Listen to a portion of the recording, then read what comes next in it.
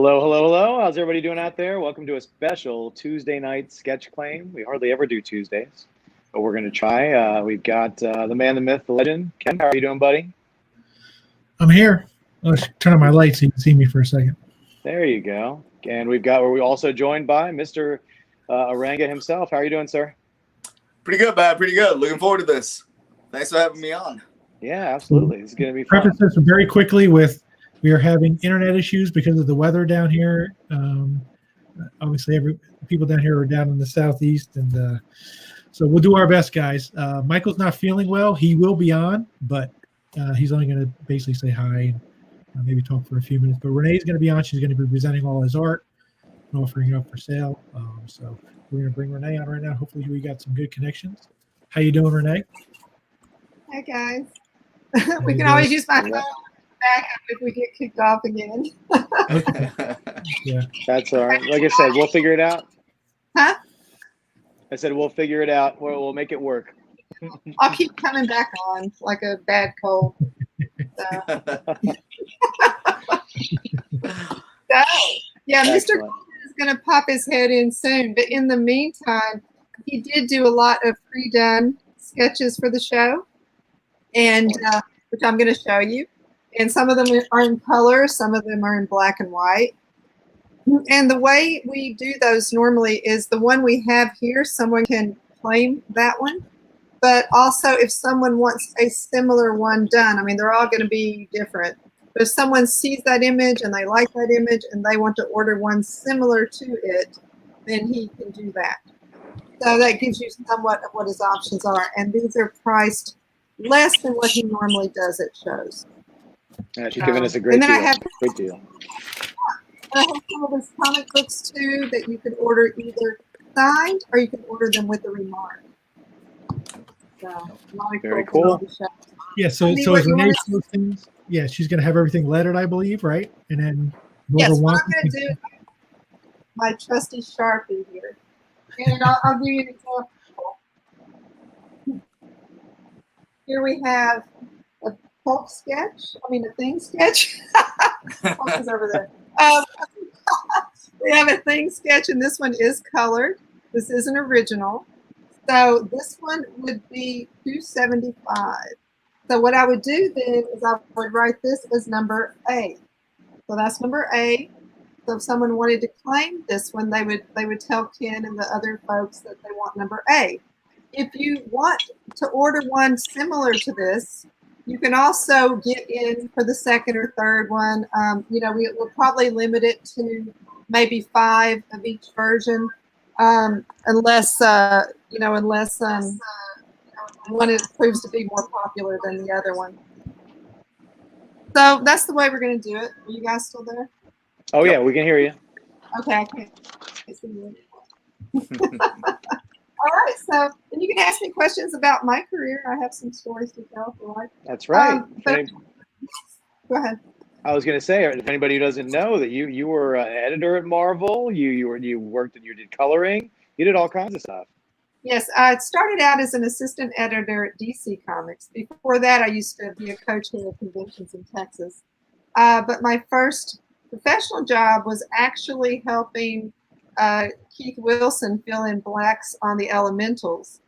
And from there, I got a job as an assistant editor at DC Comics, and then moved over to Marvel Comics for a long time, working on She-Hulk, and also onto Topps Comics after that. And after that, I got completely out of comic books for about 6 or 7 years working in film production, mostly with Jackie Chan.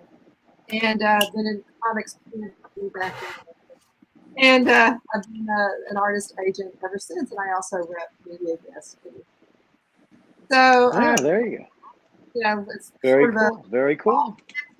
But very spaghetti. So one door opens, you decide to go through. But it's been fun, and in the course of all that, I also have colored hundreds of comic books. And one of the things I'm doing now is I am hand coloring sketches again. If people commission me to do that, so that's been kind of fun. With Michael, I've been doing that with Michael Golden and with Arthur Sudan at some of our appearances. Very cool. Yeah. Awesome. All right. Well, do you want to do? Should we just go right into the art? Do we want to go right for it? So, Yeah. we're yeah. So what we're gonna do is we're just gonna do how she said. We're just gonna, if you guys want to claim stuff, we're gonna put it up. We're not gonna do our normal claim video. She's gonna put some stuff up if you'd like to claim it. Once again, like this one, for instance, this wonderful thing piece is A. So there you go. So if anybody would like to claim this color thing piece, it's gonna be A.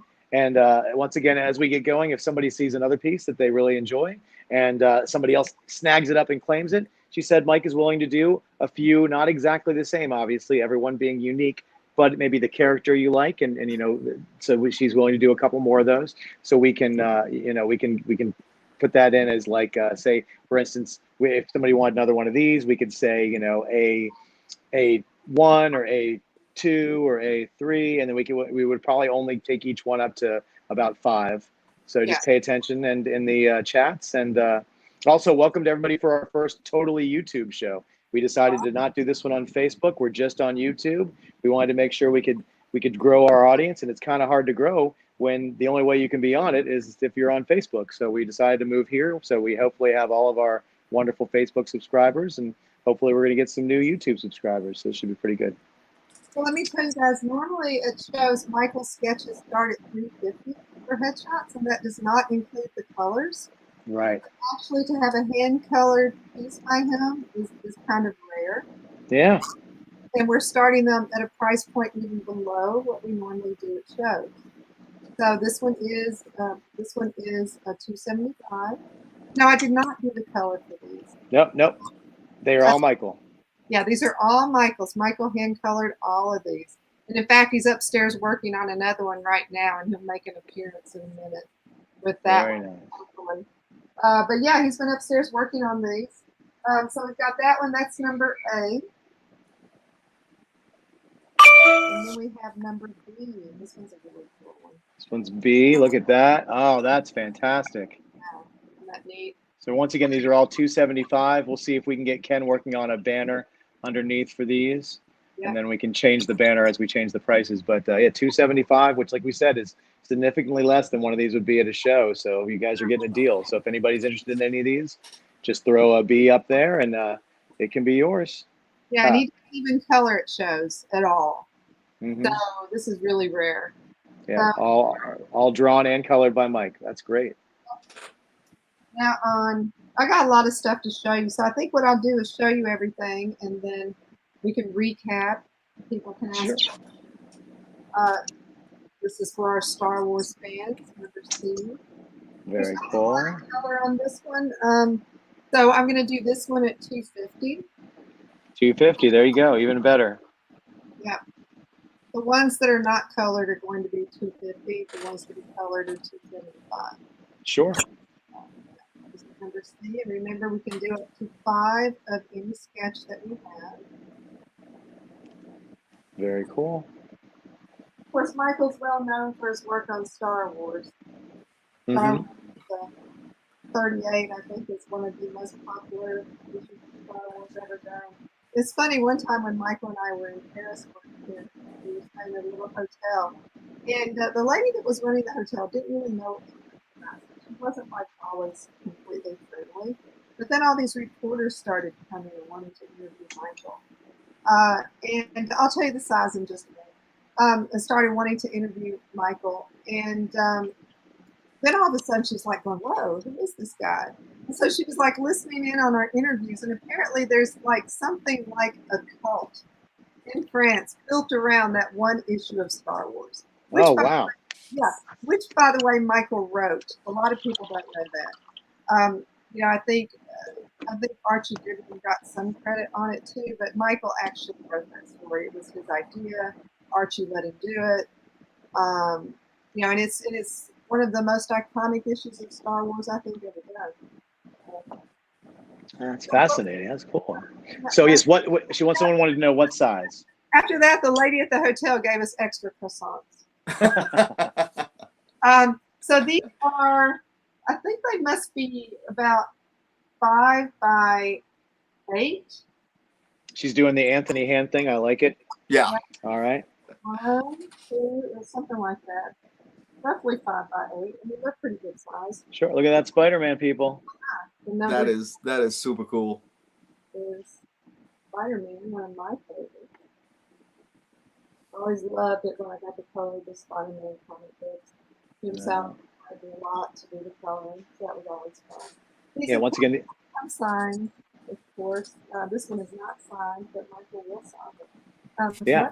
Remember, Michael is in house, so if he forgets to sign something, she can get it signed very quickly. Yeah, right now, fitting out the form. Yeah, so this is number D, Spider-Man.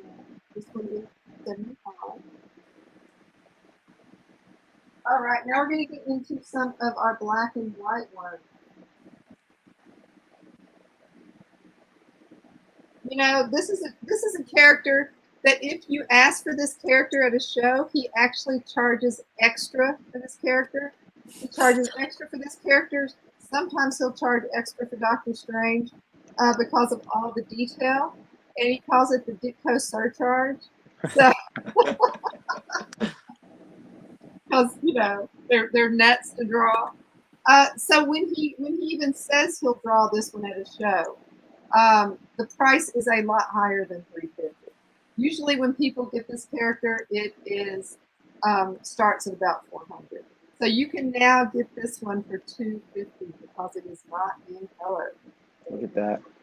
Oh yeah, it's the famous Galactus. We know how people feel about drawing Galactus. That's fantastic. Oh wow. I didn't really mind coloring him. I had to color him a lot.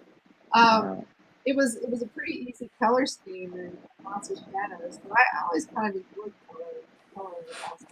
But artists sometimes do not like to draw. Yeah, we found that out that he's not Renee, very popular. What books did you specifically color Galactus in?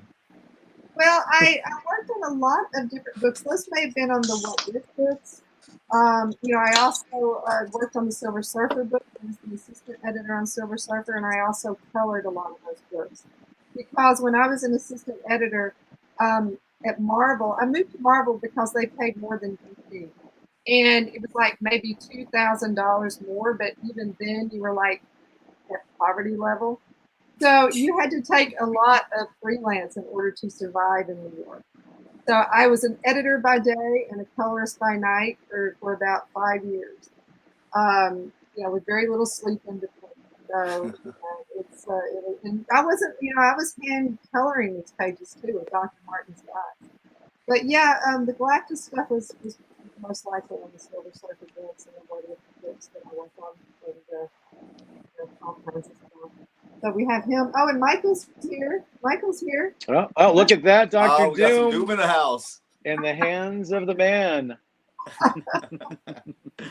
Another very difficult character here. Michael, say hello real quick. Just so they know it's you. Oh, Hey, Michael. How are you doing, sir? it really is me. Honest, That's it your really head. is. That's my head. This is my head. My head. My head. He got his hair cut like a week ago. He's got some weird green. Oh, you're to trash my haircut Yeah, now. it is- Yeah, it is live kind of- online. it's kind of weird. Yeah, it's also summer. Yeah, she's like, let me move some of this artwork out of the way. No. That's nice room for this Dr. Doom. So Dr. Doom is going to be F. F, there you go. All right. That Doom is fantastic. Isn't that great? And Oh since yeah. it's not colored, we will do it today at $250. Wow. You guys, And I they said, will not be this price at shows. yeah. And I think if I had to guess, these sizes look to be about like 5x7, maybe somewhere in the 6x9. That sounds reasonably close. Yeah. It's variation there. Yeah, somewhere 6x9, 5x7, somewhere in there. Yeah. So, Yeah, they're a good size, and every inch of that space is covered with art. exactly. Corner to corner. All right, so now, A, B, C, D, E, F. This will be number G. Switch companies here. Any guesses on who it is? I'm gonna take a guess of what the character is. Okay. It All right. is Batman. How did you know? It's just it's a gift, Renee. It's a gift. And everybody knows Michael's work on Batman is pretty popular, so that is fantastic. Look at that. On the background. Oh, maybe. And a G for golden right there. See how that works out, people? Yeah. And So this cool. one is only 250 because it is not in color. And 250. guys, like I said, we can do up to 5 of any one of these. Right. So yeah, any one character you guys want, it's obviously not going to be exactly the same because it's original art, but he can do another Batman headshot if this one gets taken, somebody else wants one, and we're Right. just going to throw a number on them. We're going to do G1, G2, G3, but we're only going to do up to 5. So Right. Okay, got that. All right, we have one more sketch that was done just for this show, guys, and then I'm going to show you some comic books. mhm. And I'm going to show you some other original art. Which But one's going to be the brown? I don't know. Michael's asking me questions, but I don't know. Go on. Ah, Proceed. ah. Okay, what's this character? Check this out. I know who I hope it is. I'm gonna say it's got to be Rogue. How did you know? I know, I'm it's 2 for 2, amazing. Renee. I'm 2 for 2. You're so that's your gift. I don't think that one's going to Oh, last very. man. That one's gone. It's already got to be gone. Come I'm on. sorry if 50 for Rogue by Michael Golden, co-creator. Oh my of- gosh.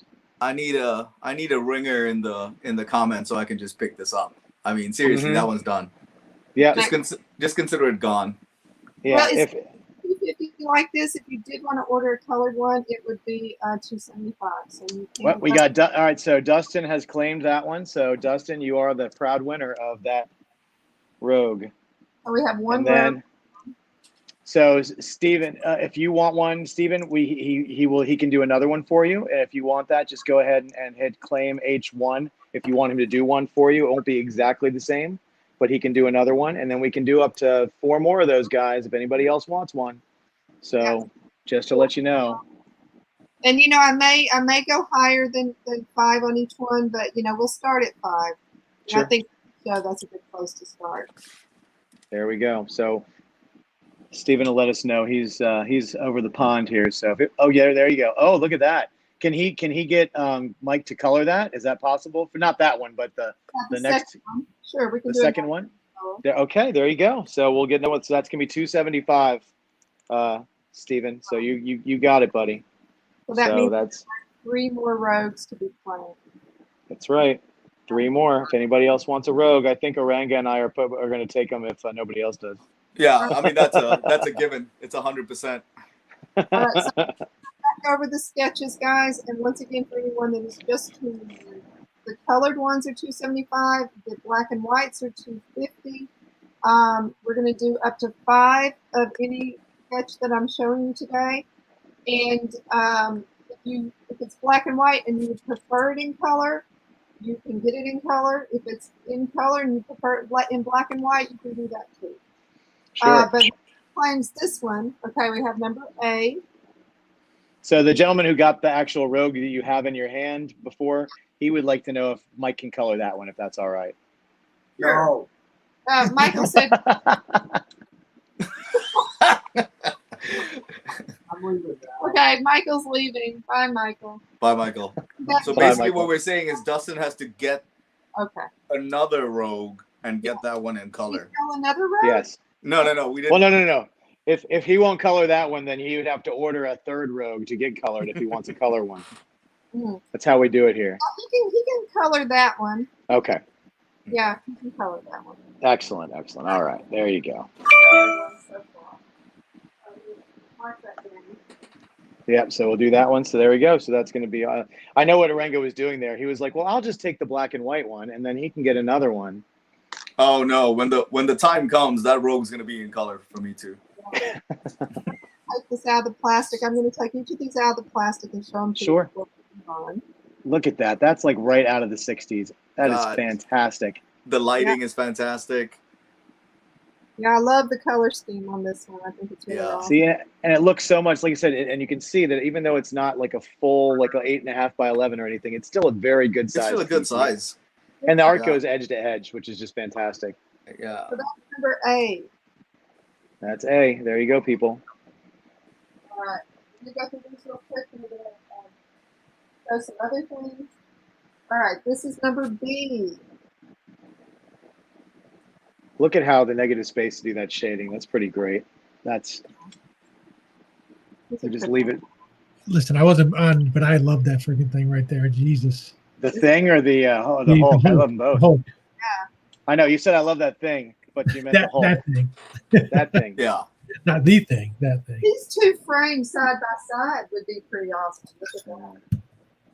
Look at that. Like, this one And that Hulk Man. almost put the thing in front of the Hulk. Is the Hulk a little bit bigger than the thing? Yeah, I think it is a little bit bigger. This one is a little bit. Which is how it should be. The Hulk should be bigger than the thing. I think that's how it should be all the time. That's perfect. All right. So that's A and B, and then we have number C again. Awesome. Stormtrooper. I know. Yeah, Michael reminded me that this is in color.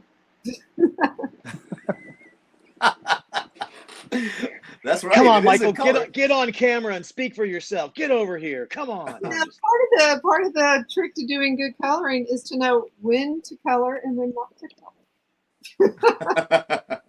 That's Coloring is a tool. It is a storytelling tool. exactly. It has to tell the story. Yeah. Because I do see some gray tones in there. I see the red of the laser on the gun. All right. Spider-Man. Spider-Man. And listen, Don't- remember we can Don't, Jeff. we can do more of these. Remember. Yeah, we can do up to 5 of any image for this show at this price. At this price, right? Like, once again, people, you get these at the show, they're going to be, anywhere from $50 to $100 more expensive. Yes, that's So- what our sketches at shows start at $350. Not in color. And yeah, and he's not going to do color at a show. Exactly. He won't do color at a show. All right, so let's look at the rest of these. There we go. Galactus.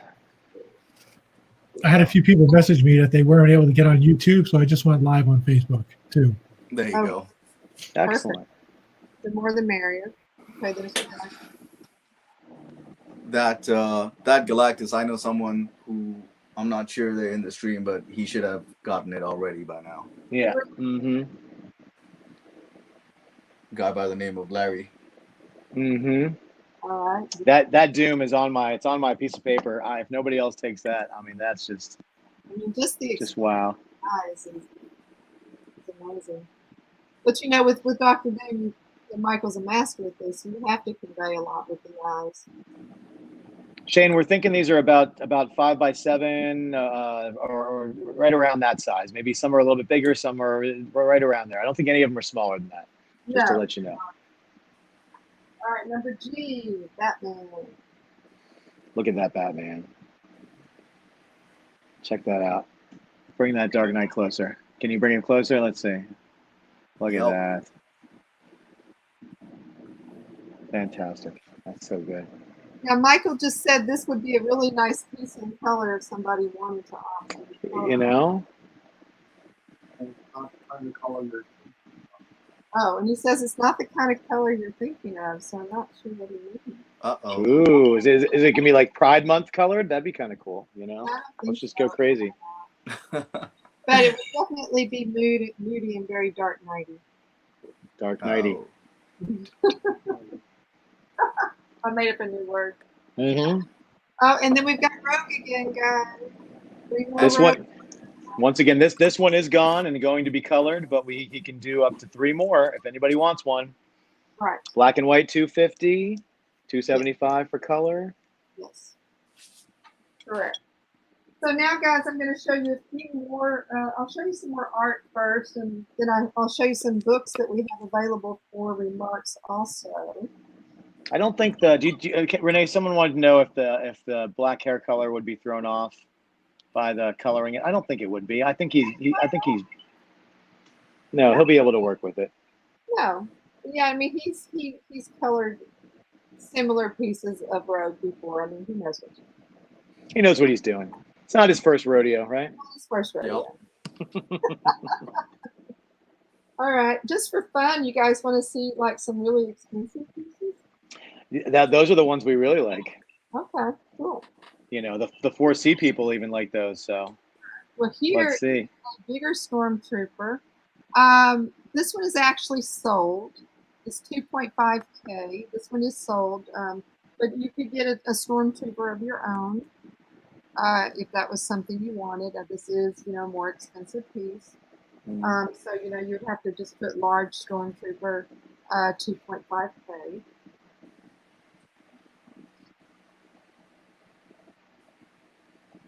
Okay, just for fun, I'll show you some of these. An Exo Squad covered. You guys remember Exo Squad? Wow. Wow. Look at the detail on that one. Can you hold it a little closer, Renee? I'm sorry, I'm on a phone, so oh wow, yeah. That's fantastic. Awesome. I use the word fantastic too much, but it's just like I can't get the words out. Yeah, really cool.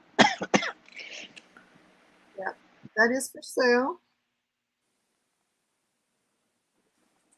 And this was from a series that, well, actually, I worked on Exo Squad too at Topps, but then I was also the publisher on the Zorro comic book. Yeah.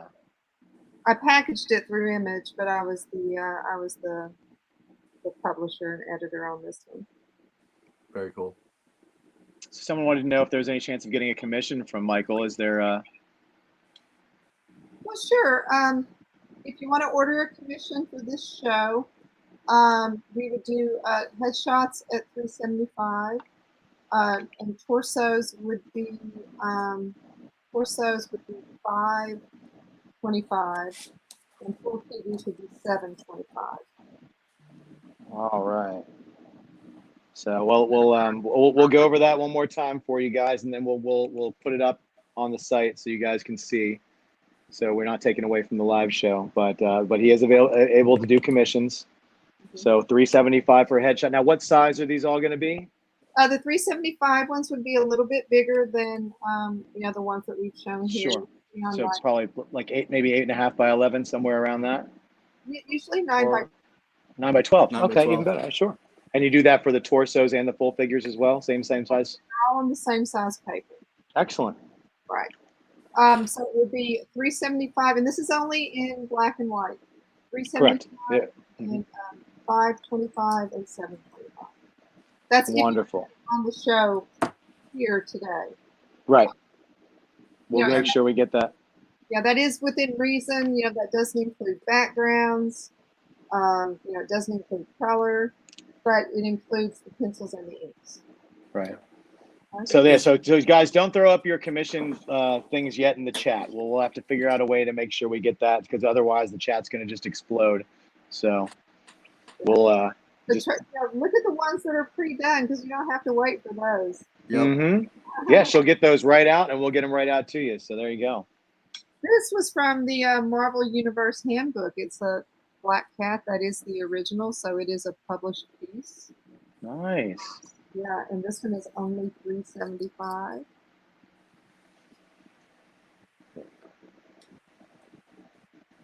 Here, I'll show you this one. I'm not selling it though, because it's my book, but it's from the Spartan series. Wow. Very nice.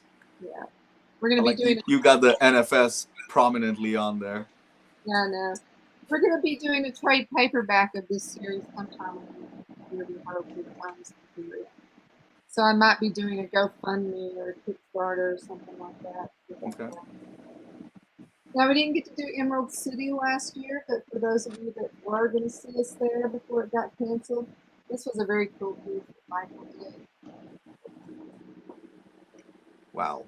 For their Dames and Monsters book. I'm sorry I can't really show it to you. Oh no, it No, that looks really great. nice. Yeah.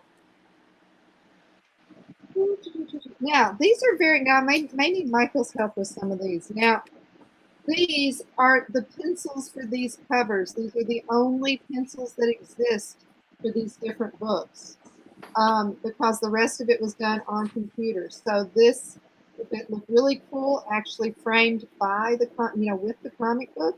And this is Battlestar Galactica, right, Michael? Ken might have to come back on if it's Battlestar Galactica. Yeah, this is the cover pencils for Battlestar Galactica. Speaking of the devil, there he is. So how much is that one, Renee? That one's $1,000, and these are the pencils for a published piece. Wow. Wow. That's Tons of detail. insane. Yeah, I think Ken might ask you for a scan of that off camera so we can get a really good look at it. He's a, But these, there's so much detail in it. The comic book is out there, so you can always frame them together. And this is, what is that? Oh, stop. Where is it? Okay, this is Generation X. One of the Generation X covers. I've actually seen this cover a lot at shows. Gen X. Okay. Yeah. And some of these I will entertain an offer on if somebody wants to make an offer. And I'm sorry, Renee. What did you say the asking price for the Gen X pencils? And the Gen X, because of all the detail, those are at $1K. But like I said, sometimes I will, I will entertain an offer. Let's see what book this is. This looks like an X-Men book that Michael left the room. Anyone recognize that book?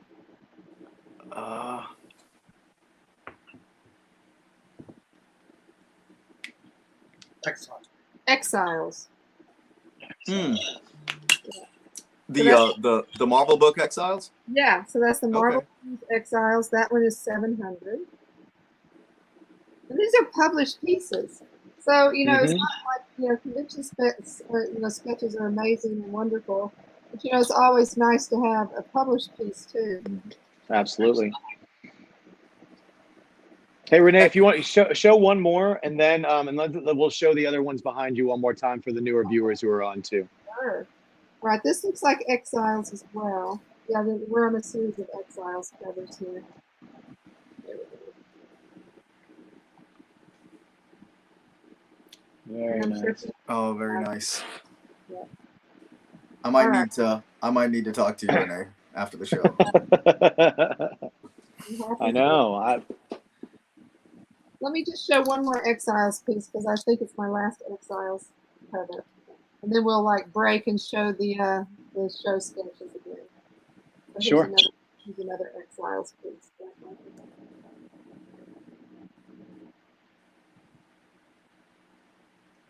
Yes. Look at that. Very cool.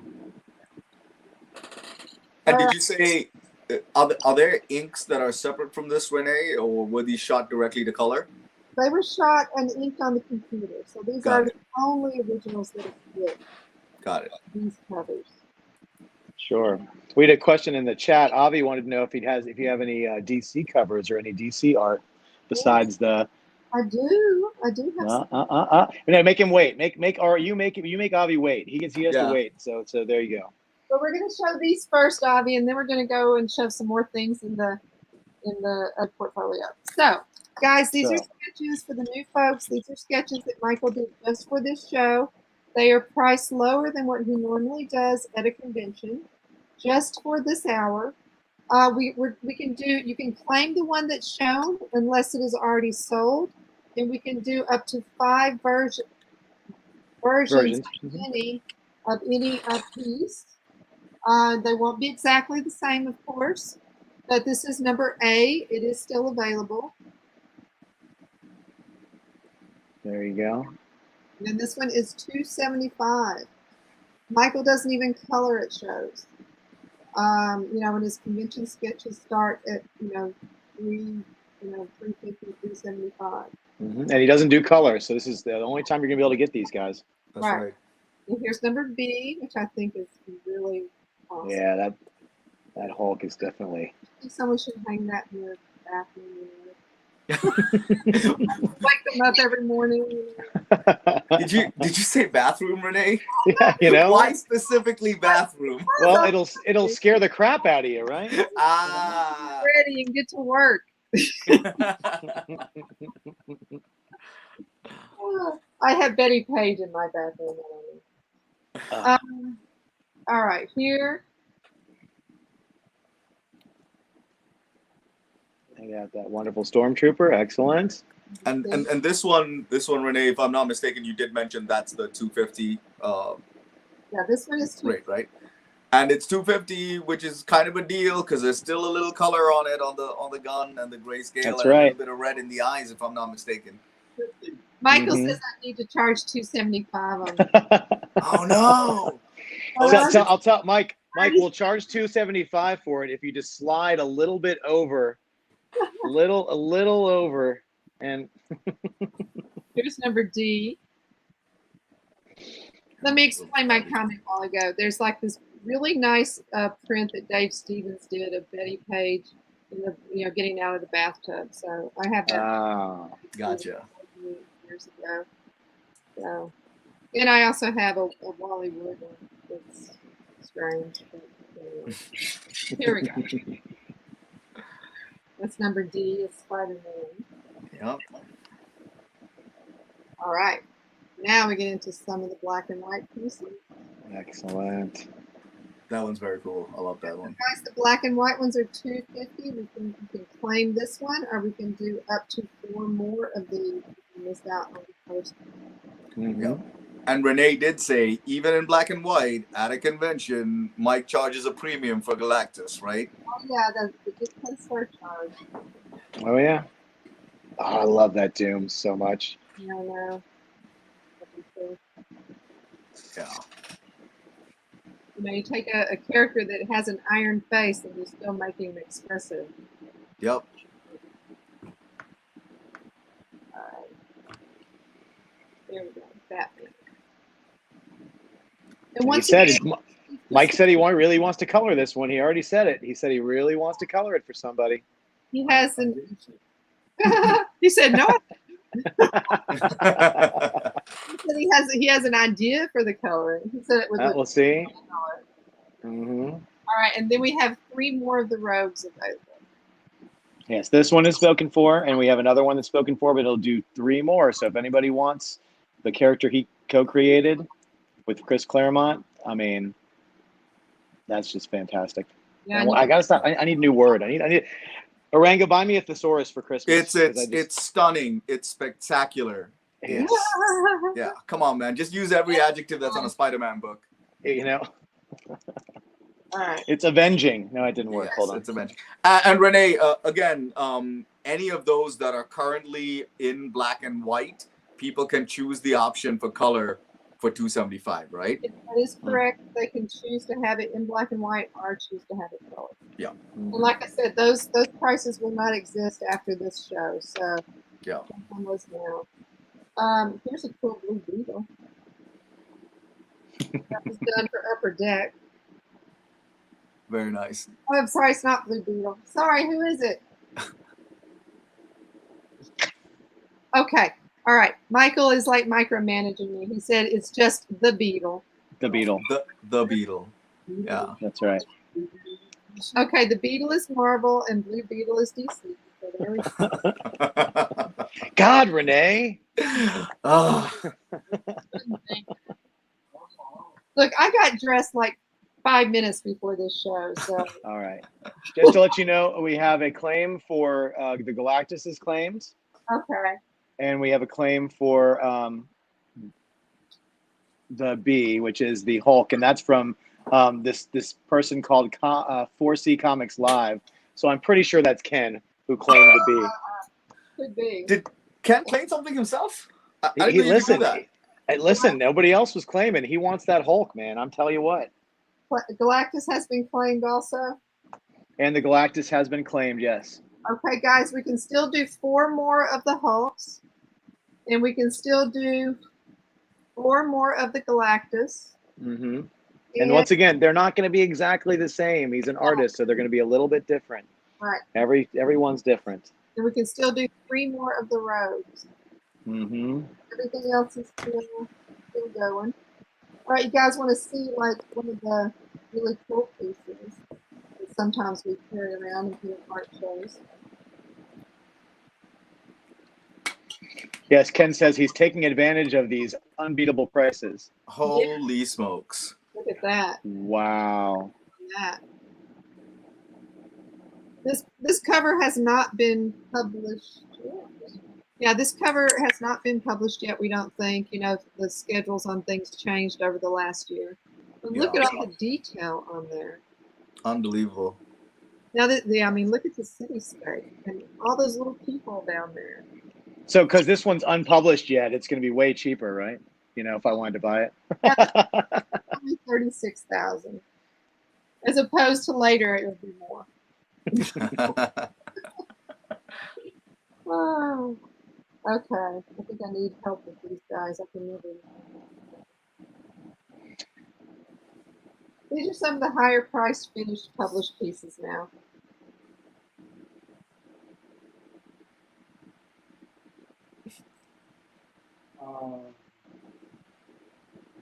Terrific. Oh, the Terrifics. Okay.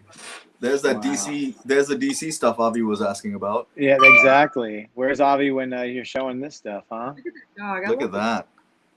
Yeah. And these are published pieces. So, ooh. All right, now we got more DC stuff.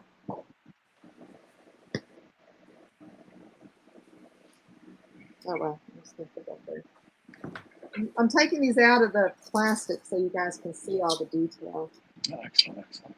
Look at this one. Outsiders. Okay. This is Batman and the Outsiders. Oof. Also from a few years ago. Well, it was before last year, wasn't it? Last year, nothing happened. Okay, Michael says it was published last year. Okay, that one is 28,000. There's another older piece. Anyone know that one? Not familiar. That's from Exo Squad again. Oh, that's right. Yeah, that was done for Topps Comics. And we'll get back to some, after this, I'm going to show you some books that you can get remarks on, and I think you guys are going to like those. Oh. Look at that one.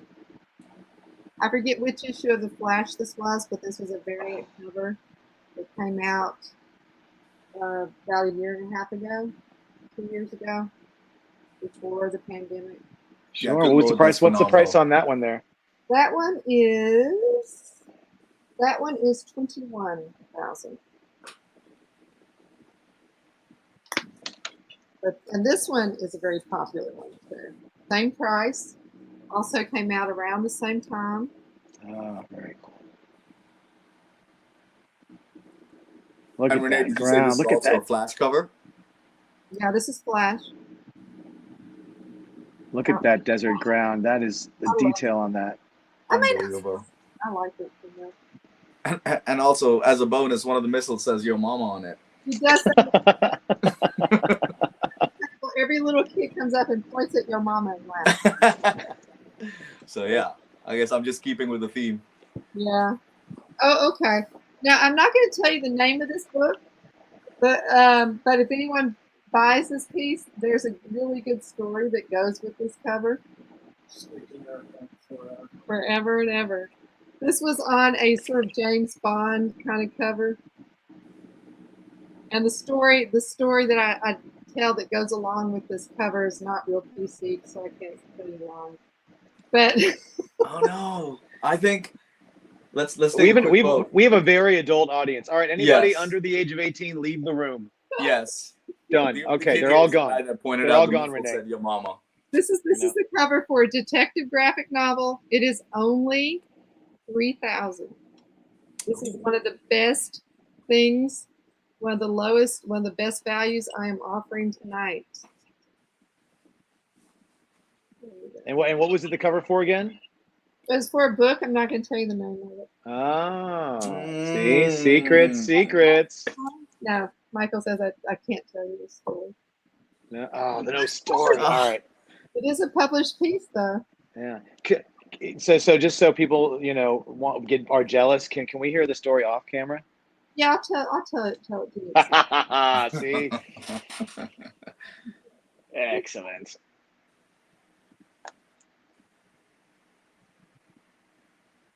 I'll give a no prize to whoever knows who this character is. It's from he's one of the Spider-Man heroes when he had the 4 identities. Hornet? Yeah, you gotta narrow it down, dude. Hornet? No. Is that right? No. Oh. No. You're doing so well. I know. Should have just stuck with It's not Stilt Man, is it? No. Guilt man. It's Peter Parker in a different identity. Or at least it was. Michael thinks it's a character called Vector. Oh. Does that ring a bell? No. All right. Anyway, so you can take him home and name him whatever you want. Yes. And what was that one for, Renee? It was for the Marvel Universe Handbook. Oh no, I'm sorry. What was the asking price for that one? Oh, let me see. This one is $750. $750. Okay, very cool. Yeah. All right, I got one more thing in the portfolio. Now this is really nice. It is one of the good values for tonight as well.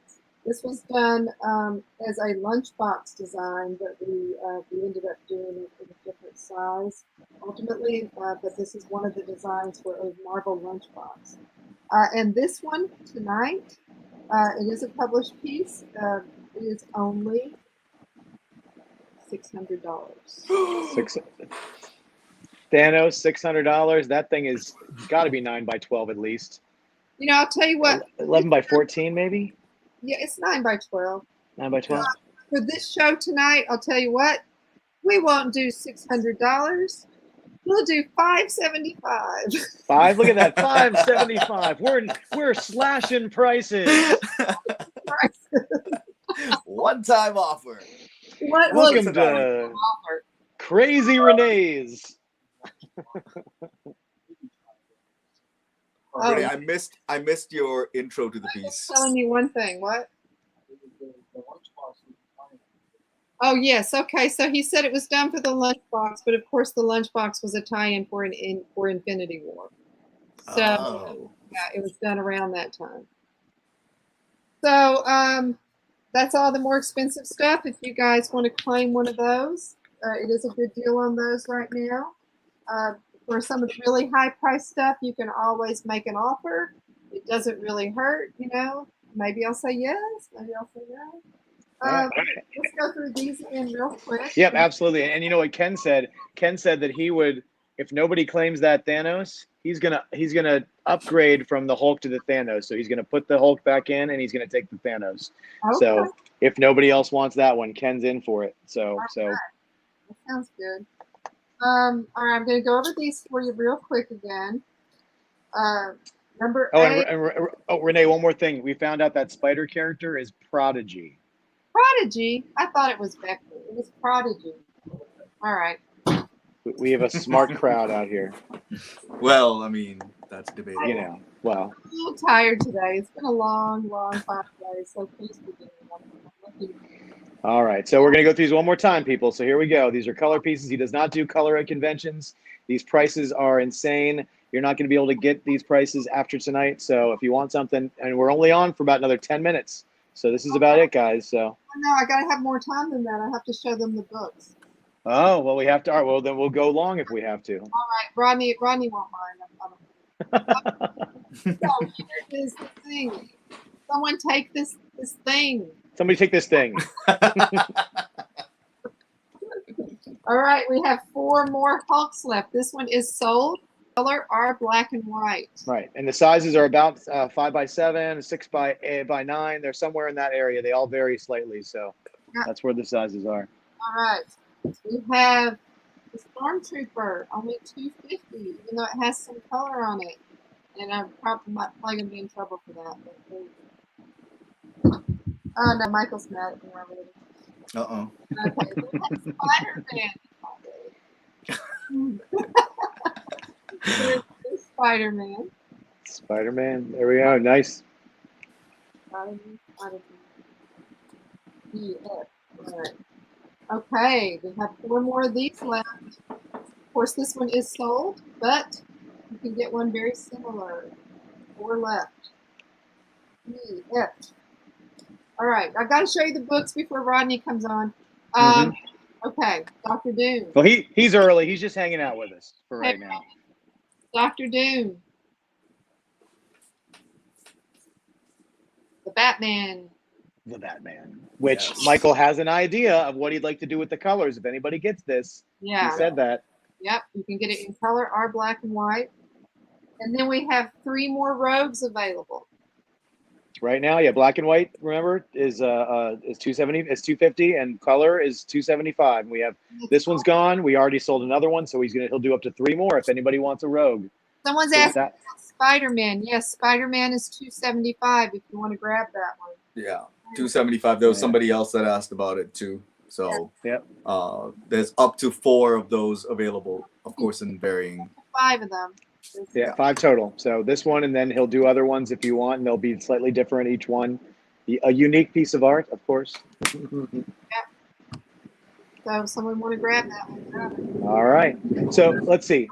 So We got to show some books. Yeah, I was gonna say, go show the books. Yeah, bring the books out. Let's take a look. Guys, these are not only books. You can actually get these remarked. Let me just show you what we got. I don't have too many of these left. This is the Michael Golden hardcover sketchbook. The book is $20. You may get a sketch inside for an additional $3.75, but for this show, you can get a sketch inside for an additional $3.50. So it would be the book and an original inked sketch inside for $3.70. $3.70. Want one of these? Let me know. This came out some time ago now, and I think I have 1 case of these left. This is the Michael Golden Dangerous Curves. Sure. Can you flip through the sketchbook real quick, just to see, show them what's inside? Yeah, it's a combination of finished pieces and sketches. Excellent. So there you go, people. That's what you're getting. Yep. And Renee, Awesome. the custom inked sketch that they get on the inside, they get to choose the character, or is it of Mike's? The reason, as long as it's not Galactus or Doctor Strange.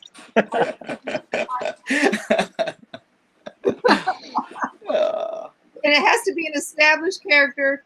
You can't have us draw, a picture of your aunt, as My aunt will be very disappointed.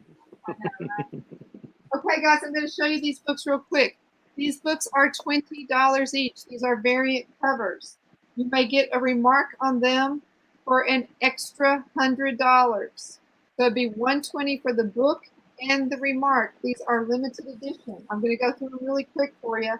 We've got Red Sonja #1, Michael's variant cover on Red Sonja #1. You can get this with a remark. The book and a remark will say is $120. And the thing I want to show you real quick is I have the one with the logo, but you may also request Red Sonja #1 without the logo, which is the virgin cover. Very few of those were made. Or you may get Red Sonja #1 with the gold, which is also very rare. And you can buy them for $20 each, or you can add a remark for $100. Right, and everybody just remember that Mike pretty much works mostly digital now, so a lot of this original art is very rare to come by. So especially all the stuff that he offered and all the remarks and stuff, he basically works mostly digital now. So this stuff's pretty special. He still does a lot of traditional art. It really depends on the deadline. Okay, hold on. But yeah. And Renee, someone asked about the sketchbooks. It looks like they wanted 3, but we're trying to clarify whether they wanted 3 with or without the sketches. Okay. Yeah. Oh, and someone did claim the Stormtrooper, so the Stormtrooper is claimed as well. All right, let me write that down. Eric Laredo. Spider-Man, guys. It's a nice get, Eric. I really like that Stormtrooper. Mm-hmm. And you're getting the bonus color without the bonus price. The bonus color. Much. Oh, wait! Stop talking about it, Ranga. Hold on. Shh. Much to Mike's chagrin. Oh, he's not on. Oh, he's just off on the side there. All right. Ixnay. We have a Red Sonja number 2. I have a few with the logo. And then this one would be really super with the remark on it. I do have the Virgin cover also without the logo. This was his variant cover on Red Sonja number 2. And then finally, in the Red Sonjas, we have Red Sonja number 3, also available by itself or with a remark. And I do have a few. Wait, do I? Hold on. Well, I know I have some somewhere without the logo. Here's one without the logo. Very cool. So, and he did the person who wanted 3 of the sketchbooks. He just wants the sketchbook. So we sold 3 of those just by themselves. 3 sketchbooks. All right. So kids keeping track of all that. Now, guys, I've got 2 more things to show you. Now, this is pretty exciting. I've only got a handful of these books, and I'm not selling them without a remark on these. So you can get the book with a remark for $120. I only have a handful of them. This book is hard to find, and it is Star Wars 38. Oh wow! Star Wars 38. That's the book we were talking about. That's great. The whole cult based on this. You can get indoctrinated into the cult. The French cult. The French cult. The French cult. Yeah. Who doesn't want to be in a French cult? I mean, come on. No, you know. While you were talking, I signed up for it. There's a story about it on my blog. If you look up Witterstatter Writes on Blogspot and go back to, Michael Golden. There's an article called Michael Golden, The Cult of Star Wars 38. So it tells the whole story. Right on. I'll check it out. Full of these. And you said Mike wrote it and drew it, right? He wrote the story. He did the cover. He did the interiors. This is one of his seminal works, Star Wars 38. And I only have, let me tell you how many I have. 1, 2, 3, 4, 5, 6, 7. I have 9 of them. 9 of them? Okay. Just 9. That's crazy. And that's the price only for this show. And I've got one other thing to show you guys, and then I'm going to go over the sketches real quick, and then we'll have to over the Bible. Look, I have a box. A magical box. Let's see what's in the box. What's in the box? What's in the box? It's a big box. I do have some of these. Look at that. Oh, wow. Micronauts. Artist edition. Now, we do have some of these that we're taking only one to some various shows. We don't carry them around very often because they are very heavy. They are sold out. It's impossible, I think, to find these books. You can buy, we have only a few. You can buy them for $500 from us. Or if you want one with an original sketch inside, they're $1,000. But this is something that, pretty much you can only get these from Michael now. I mean, they're really hard to find on the secondary market. Mm-hmm. We've only got a handful of them. So if there is, it's really good for working your muscles. And, story and exercise at the same time. So $500 for just the book and $1K if you get the sketch in. Yes. Mm-hmm. Yeah. All right, so let me go over the pieces just for this show. Let's see. We also have another. We want to get a Spider-Man in a different pose and color. So pose. I mean, it would be similar but a little different. Okay, is that all right, Lee? Let me know if that's all right. It's going to be a similar sketch, similar pose, not exactly the same, but somewhere in that same vicinity. So let us know if that's all right with you, Lee. Okay. I mean, this one is for sale, so no one has claimed it yet, as far as I know. Yeah, that's how I have it here too. So yeah. I mean, that price is for these sketches. Right. Mm-hmm. If we're gonna commission something else, then it's our regular convention rate. Right. And before you go, I'm gonna say those commission prices again, and then we'll let people know how long they have to do those. But let's finish up with these first, and then we'll do that.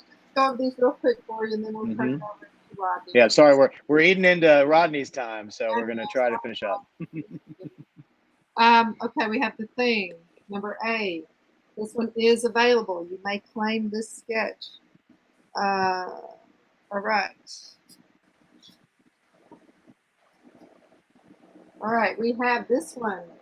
This one has been claimed, the Hulk, but there are still 4 more available. The coloring will be different, the sketch will be different, but there are 4 more very similar to this available. You are not going to be disappointed. You can see the quality of the work.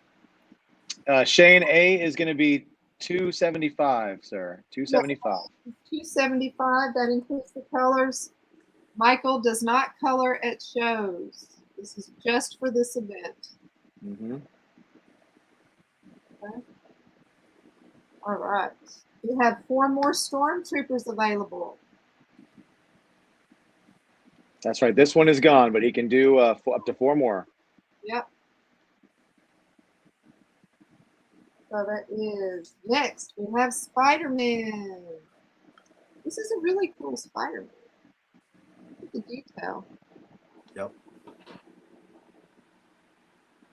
Very, very nice. Yep. Okay. ABCDE. There we go. And one of those is gone, but you have 4 left, right? Yes, I do have Galactus. 1 more of these. One is Yeah. Mm-hmm. Yeah. And I think Lee said he's fine with the same pose Spider-Man. So okay. think So we're- Spider-Man is gone. So he's buying Well, this. I don't know. I think he wants to know if he can get one with webs. I guess I don't know. I thought there are webs on there. It looks like there's webs on there. Yeah. Renee, can you do us one favor real quick? Could you maybe like take it out of the sleeve and just show it to the camera one more time? Yeah. Please? Stick it right up there. Let him see what he's getting if he wants it. This is the one you're getting if you want it, Lee. Yeah. There's Look at webs the all webs in the over that background. bad boy. Yeah, webs in the background. Yeah. Look at that. Come down. Look at that. Yeah. Boom. There's webs in the foreground coming out. He's got the little thing. Yeah, it's all on there. See? This thing is 75% webs, Lee. Yeah. 75% webs. And at 275, you know, you're never going to see it for 275 again. Yeah. Well, All right. I don't think he was waiting on the web's answer. I think he claimed it. Oh, he did? Okay. Spider-Man has left the building. But there are 4 more left. 4 more left. That's right. Similar, but different. Okay, A, B, C, D, E. Okay. I can't believe Doom. no one has claimed yet. I don't know if we've. Yeah, I know. I can't believe nobody's claimed the Doom. I know. Yeah. I have a feeling a gentleman by the name of Jeffrey Dunn's going to claim this at the end of the I show. don't know what you're talking about. All right, A, B, C, D, E, F, G. Jeffrey doesn't want you to look at that one. That's what it is. Yeah. Pay no attention to the man behind the Doom. Attention, yeah. Got a little Batman. Listen, once again, Michael said he's got an idea if somebody wanted to get this colored. He said he's got an idea of what he would do with it. So that's, adding a little extra stuff to it. Yes, we do have more Dr. Dooms. Actually, this one has not That been one's still, it's still available, Shane. You can get it if you want it. Aw. Well, hey, you know how you can be different, right, Jeff? Just pay another $25 and get that sucker in color. You know? So, does he want it? Shane, that Dr. Doom is yours, sir. If you would like it, please let us know because the show's about to end. Oh, I got one more to show. I know, we're not cutting you off. Oh, okay. Yeah. All right. You want it? Dr. Doom is looking at you. He is. Doom Jeffrey, wants to know. Doom Look at wants that. to know, Shane. Look at those soulful eyes. Look at those soulful eyes, Shane. Guys, going to take me home. It's just like puppy dog. I know. All right. And guys, we have 3 more of the robes, either in color or in black and white. Yeah. I'm getting Yeah, one of those, basically. That's how you Yeah. was Thanos then? Yeah, Aranga is already jumping on it. You guys are taking too long. And then, show that Thanos one more time All right, let me show because Thanos. it's a deal tonight. We said $575. Is that what we said? Yes, I said I would do 575. And it's published, people. It The is. lunchbox art. Anyone want to see anything else before we turn it over to Mr. Ramos? Yep. Anybody else want to take a second look at anything in the portfolio? If not, I'm gonna do those. I'm gonna tell those commission prices again, Renee. And are you okay if we offer those to anybody who's listening right now? Sure. Those And then, prices. yep, remarks. go. Remember, people, $120 $120 for this with the remark. 120 with She's a only got remark. 9. She's only got 9 of those left. That's it. All the red Sonias, 1, 2, 3, with or without the logos, with the remark. Those are This would be great with a remark. It's like so much space. Yeah, it's got the perfect amount of space for it too, right? Yeah, doesn't it? Yeah. Let me show you the number 1 again. Oh, all right. We have gotta a claim claim. for Spidey. We got a Spidey claim. Spidey claim. All right. For the So yeah. So we already sold the first one. So now we got another one. excellent in color. Yes. Oh yeah. All right. Remember, people, this once we do finish this show, these prices, these pieces. Yep. So now we have 3 more of these available, guys. And Mr. All Gold, right. I can say hi. Michael, come say hello. He's scratching his back. Michael, come say hello. Bring the back scratcher with you, Michael. Yeah, We don't yeah, care. exactly. Yeah, there, look at Hi, that. Look Rodney. at that. Oh, there you go. How you doing, Rodney? I'm here. I'm all over the place now. Well, see, hopefully we'll get to talk to you another time, Michael, because I had questions about Valerian. I had questions about Tintin. I was ready for you, man. So I hope you feel I better. had questions about your time as the second art director after Ramita Senior. Another time. We'll do something. Yes, Another time. Yes, we got to have Absolutely. you back on. But Sure. And just do I need to tell you right now that I'm claiming a color rogue, or can I do it after? Well, you got to tell Ken, and he's going to compile a whole list for me. right, sure. Perfect. And with that list right now, people, and we're going to throw this up on the 4C so we can have a more organized way of doing it. So we're offering the commissions for this wonderful gentleman whose head you just saw a second ago pop into the screen. He The does sideways head. 9 by 12 for $375. He'll do a commission headshot. Once again, the characters have to be established characters. No, we're not drawing your grandma. Okay. And then he's going to do torsos for $525 and then $725 for full figures, all 9 by 12. Don't make those claims here. We'll put it on the 4C and you guys can do them there. We'll do it organized. It's only going to be for a limited amount and a limited amount of time. So if that's something you guys are into, I know I am. So yeah. And if I remember right, Renee, you did say if it's Galactus fighting Doctor Strange, it's actually 50% off, right? yeah. Wait, Mike. Now that got Michael's attention. 50% off the next winning lottery ticket. Yeah. Oh, you got his attention. Oh. Oh, wonderful. Well, thank you so much for Renee, and we're gonna obviously put this stuff up on the 4C, and we'll make sure we get you a list of everything everybody's got, and we thank you. We thank Michael for your time, and we gotta move on because we got another wonderful. Oh, there he is. There's Michael's hand, the magical hand that draws it all. Look at that thing, and we're gonna move on to another one of your wonderful clients, Mr. Rodney Ramos. So. I have to tell you Rodney's sketch prices. Oh, there you go. So, all right, there you go. Michael, thank you, Michael. Yes, Michael. Thank you so much. Bye, guys. Bye, Michael. Time. Bye, Michael. Rodney, have fun. Oh, God. All right. Let's see. Let me know when Rodney's on. And we can... Oh, he's already on. He's already here. He's been here. Look at him. Look at that handsome I'm guy. unmuting. I'm going to be talking twice. Through one, I got the camera going. Hold on. Let me see a minute. We were talking about you. See if this actually works. Oh, off. What's that? Is that an echo? Yeah. You got to turn the volume off on that one.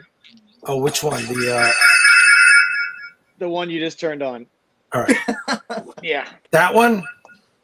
Okay, we're better. Still an echo? Hold on. There's a tiny echo, but now I'm not deaf from the reverb, so we're good.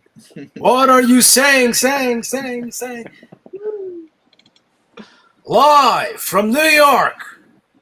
It's Comic Book Live. Hey, I better copyright that.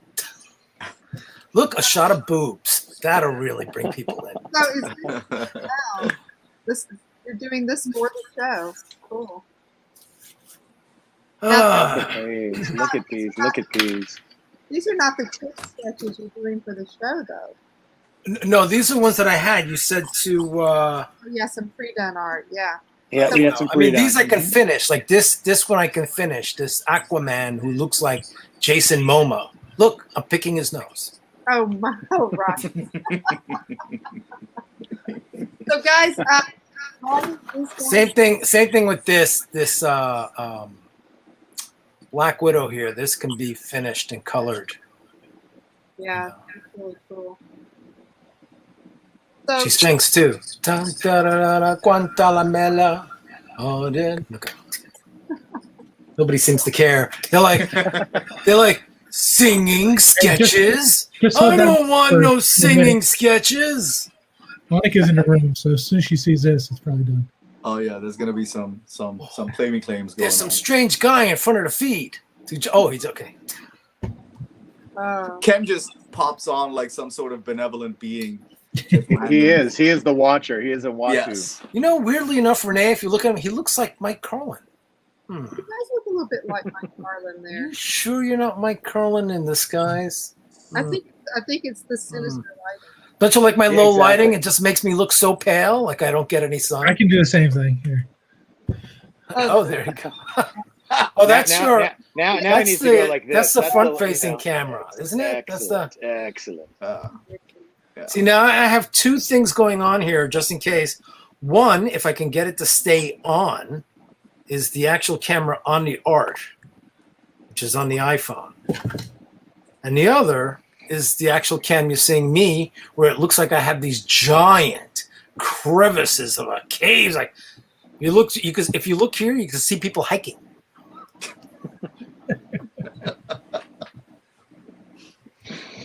Well, let's see, Ken. After Rodney, I'm telling you. And listen, Ken, why don't you put Rodney on the full screen there and put us all on the side because it's his show now. We want to make sure the focus is on these giant crevices. I can't see you people. Did I just see a Jane Foster? Yes. Oh, look at that. I can't imagine anybody would want that in this. I can't imagine anybody who would want that, right, Jeff? Yeah, I can't imagine. I can't imagine either. I don't even know what you guys are talking about. Is this like a pre-commission? No, this is one I have these sketches kind of sitting around that are unfinished. Yeah. That once somebody says, "Give me a home," then they get a home. Oh, And they get I think finished, she's gonna find a home. You know. Well, maybe tonight. Tonight, Jane Foster leaves tonight. If she doesn't, she'll strike you with her hammer. So I think what we need to do is tell people what Rodney's doing. He's I'm going to be watercoloring it, but I don't know what the price is. If you've seen the prices, headshots are black and whites. Oh, there it goes. The camera's gone again. It happens. no. It happens. It's all right. You are now Take it. entering a broadcast studio. Hi, how are you? Enjoy. Delightfully enough, this is Jane Foster before she got colored today. Yeah, the ones that Rodney's doing live on the show will be $75. Those are quick sketches. If someone wants to order commissions, or if they see pre-done pieces there that they Like like, for something like this, if you want to add color, it'll be 100. yeah, Like I was about to color this Jane Foster. Mhm. right. If you And then want- take for instance this. This is like 200. This will be. Oh my God! There it is. There's the camera. yeah, that's great. Okay, Rodney, you tell them the price. This will be like 200 right here. I finished this up for you if you like it. Notice the fish too is very excited to be here. You know. Hey, look, there he is. Look, it's far. There he is. Yeah, interesting. This camera stuff is amazing. Isn't technology wonderful? I have this right here. This done Daredevil. I don't know if I can see that on the camera. He's actually moving in front of. Oh, there's a lot of glare on him. Oh, very cool. Look, he's underwater. Blub blub blub blub blub blub blub blub blub. Nice one. Is that 11 by 17 or 9 by 12? Or No, this is 11 by 14. okay, very cool. Sorry, I'm doing this at the same time. So this is 300 like this. Yes, But Annika, if you want to claim that Thor, just do it. You know? I add color to it, and I can do another one too for you, so don't even worry. Don't worry about claiming now. And there's a Daredevil. Now you can see it better. Look at that. Very cool. The Full rooftop color action with going some on. Rooftop action in the back. You know, he's looking like he's got to get somewhere, but he's trying to get through this square right here. I don't know what that is, but I'll run through some these are pre-sketches here I have of that can be finished in color or black and white. This is a waist up. So waist up at this black and white is 100, 150 color.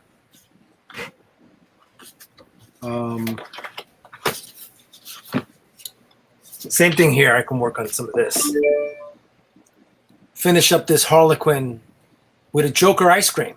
Oh, yeah. So no one's talking. It seems very quiet out there. If I can only have people see me drawing, this would be great. If only my iPhone did not give up on me. My iPhone is like decided to go like, well, remember, it's only an 8, so it's ancient. In iPhone years, it's like, you know, it's about to hit the grave. It's 107. You can always in iPhone draw and years. hold it up every so often. What is the exactly. phone? Just do it. You can draw and then hold something up, and people can bid on it, you know, or claim it as you're drawing. Ah, yeah, okay. Questions about your career while you're working. Yeah, exactly. who's got some questions? Why is nobody acknowledging my claim? So it says no. Someone's not acknowledging her claim at Jane Foster. Someone claimed Jane. Yes. Annika, that is yours. We are acknowledging you. You are acknowledged. Yeah. Here's a You Batman. Here's a Batman that can be finished. This is sketched out in blue point first, and then what I do is I watercolor over it. You know. Very cool. Yeah. So tell us a little bit about yourself, Rodney. Tell us how you got started. Tell A us what you're doing. long time ago, in a distant land called Marvel Comics, there was a man named John Romita. Yes, I was taken there by the that mad magician Mark Texiera. Yeah, I used to be his apprentice. And he said, come to the magic land of Marvel and show your art and see if you could become a Romita Raider. And lo and behold, we traversed our way up to Manhattan on 27th Street and Park Avenue South, which is where Marvel used to be. Mm-hmm. And we went upstairs, and Mark just disappeared in the back with my samples. And I waited like 10 minutes. And then he comes running back with this crazy look in his eye. Get up, stand up. And right behind him was John Romita. And John Romita goes, hey, kid, you got some talent, but I don't have any space right now in the Romita Raiders, so you're going to have to wait. I'll call you. And, you know, about a couple of weeks later, I didn't really think about it much, and I had taken the test to become a postal worker, figuring, well, you know, the comics doesn't seem to happen, and got a call. And at the time, I was living in my parents' house because I was a kid. I was 18 years old. And, you know, my mother goes, there's some guy from Ma Bell on the phone. Ma Bell? What do you mean Ma Bell? You mean Marvel? She's like, yeah, whatever. And I'm like, I go over and I grab the phone and I like, hello? And he goes, hey, kid, it's John Romita. If you want to become a Raider Mater, the space is yours. Just come up on Monday. You know, it doesn't pay anything, you know, but hey. And I'm like, it's Marvel. I'll be right there. And I basically hung up the phone and like basically floating 4 feet above the floor. I'm like, holy shit, I'm working for Marvel. No, my parents are like, what's Marvel? You know, they always see me drawing in the basement as a kid, so they didn't know what the hell to make of it. And that's how I started, basically. Went up there and started doing Romita Raiders are basically production guys, but it's an apprentice program that goes on for, at the time it was great. It was 6 to a year. and you get to goes on for what's that? You do art corrections on the original art. So the editors would come down to John, and they would say, "Hey, we need to fix his hand, or we need to change this, or we need to whatever." John would call his son, and he'd say, "All right, you draw it, you ink it, and then when you're done, bring it to me to look over it, and then take it back to the editor." So that was basically what Ramirez did there. But in the meantime, you were supposed to do your samples and then get to know the editors and then keep showing your samples until you got work. And guys like Kevin McGuire were there. Kevin McGuire didn't even last like 3 months. He got work almost immediately. And there were other guys like Chris Ivey, Donald Hudson. At the time, Donald was there, and there was somebody else, I can't remember his name. There were a few other people that didn't really make it in the business. But it was a great time. It was a magical time working at Marvel. It was very family-oriented. And I knew Renee as a young assistant back then. We're talking about like 87, 88, and basically started penciling from there. I think my first things were doing for Marvel Universe. They would have these panels that needed to be drawn out that they couldn't, for any character, maybe a battle scene or something. So you would draw them out, and then you would draw them, and then another rater would ink them, and then they get published, and then they would give us a chance to actually draw some of the Marvel Universe characters for the sheets. And I think I did a couple of them. I can't remember which ones I did. And that's how you started working there. Eventually I got work. I think my first book was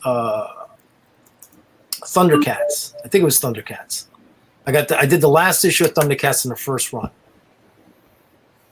And that was it. After that, I got work, and I didn't have to be there anymore. So I went home and worked from home for a while.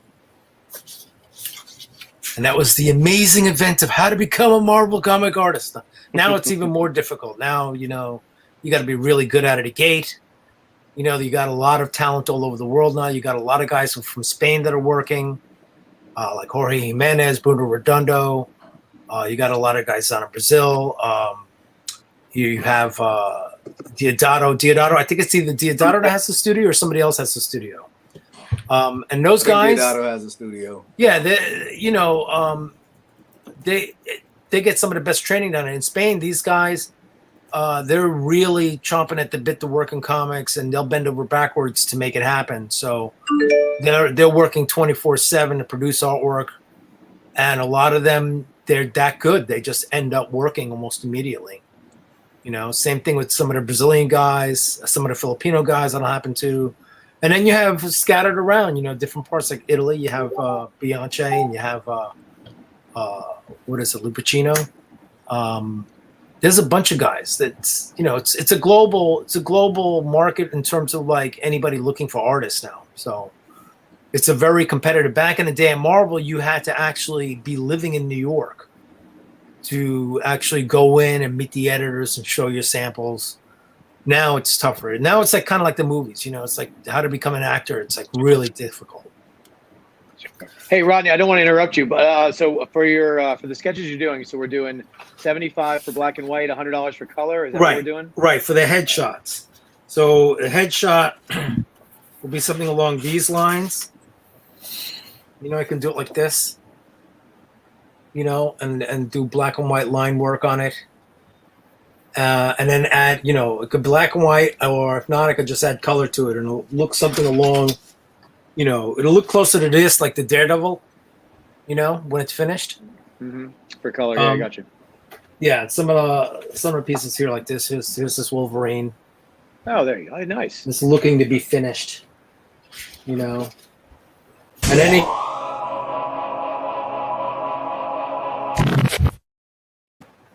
What just happened? What the hell was that? Something just came across and yeah, that's our live claims. So we threw it up there so that we can do claims for you, and we can start getting you going. And we already have one. Wow, Lucas that was crazy. I thought I was being invaded by aliens or something like that. Aliens have taken over your monitor. Ooh. This is a Colossus. It's in color. Finish it off. I'll put like a red X in there and a little yellow running down. Maybe part of the costume or something. Nice. Same thing here with this Black Widow. where I easily finish Right. her off. You know, and then of course I do have comics here that can be remarked, you know, kind of like a issue Transmetropolitan. Maybe if I can get the camera going, I can remark one right now with a Spider Jerusalem head. Well, you got Looks to like- claim. What's he? Yeah, it looks like- I never. What was claimed? The Lucas, the- right? the Logan? Lucas made a claim, and he wants to get you to do. I don't know yet. Lucas? Because when I put it up, it was the Logan figure. Oh, I don't know. The It was headshot. we did a live claim for you to draw something. Yeah, so I want to make sure. That's what that loud noise was, with that weird farty noise afterwards. And by the way, everybody, welcome Mr. Michael Benham. He's going to be helping out tonight because I gotta go. Yeah. dude, where are you going? I gotta go, man. I'm sorry, Rodney. Doesn't matter. He's gone. Send us some Yeah. McDonald's while you're not just. I'll send you coffees and whatever, but you're stuck with the amazing, hilarious stylings of Michael Benham. All right. The so- amazing, hilarious stylings. Yes, good luck to you, Rodney. yeah. Good luck. Good You're gonna need it. Good luck to you, sir. May your journey be smooth. All right. Yes. All right, I'm Mr. working on Oranga, a thank you. A Have a Spider good night, buddy. Jerusalem Later, guys. Later, remark. Angra. Show, I'll be watching. Put your loonies and toonies together and claim, guy. Put your loonies and toonies to get toonies. Toonies, it's $2. Oh, it's $2 Canadian. Yes. All right. So the claim we got is Silver Banshee. Silver Banshee. In And black Want and a white. headshot? It's A headshot, headshot. black and white. Black and white. And what was the price for the other one? I forgot. What for color? It's 100. 100. Okay. So it's Banshee, just regular Banshee. Yeah. Or he wrote Silver Silver Banshee. Banshee. Lucas, Silver- you want to elaborate Silver- on that? Silver Banshee. Yes, Silver Banshee. This is Silver Banshee. Yeah, I'm not familiar. I guess we will find out. And Lucas, if you could get me your email, that'd be good too. So a long, long time ago in a distant land of comics, I keep getting a message that says you have exceeded your Jordan. It's nothing along those lines. I'll talk to Oh myself. yeah, the DC gal with the skull face is what he's saying. That's What is that? the Silver Banshee. You know, I think I just saw that Oh, somebody. yeah, it's DC. Yeah. I think Trying to somebody just sold. I think I saw a piece of burn art that had her face on it. Hold on a second. Let me see Oh, if I know what he's talking about. Hold on a second. But that was part of a three. That was part of a three headshot thing. Let's see. This is what they were talking about. Let's see. Hold on. No, Well, I don't this- think they want this. That's Silver Samurai. I think. Oh. Hold on a second. Let me see if I can. I think if you just Google it, it's a DC villain, the Silver Banshee. If you, I don't know if you have access to that. If you don't, we can try and send you a picture. It's a DC Let's bill. see. Yeah, send me a picture because it's like it's crazy how this setup is for me right now. I'm like, oh my god, I feel bad. I feel guilty. No, you're good. I feel pain, ladies and gentlemen. Oh, feeling pain. Here, look at some Red Sonja. Oh yes, she just claimed a head on her. I don't know if you can see that well, but Yeah, it looks good. dun dun dun dun dun dun dun dun dun dun dun dun dun doo-doo. All It's right. 11 by 17 actually. It's a full spread piece. So I got a picture. Hold on. I'm going to see if I can.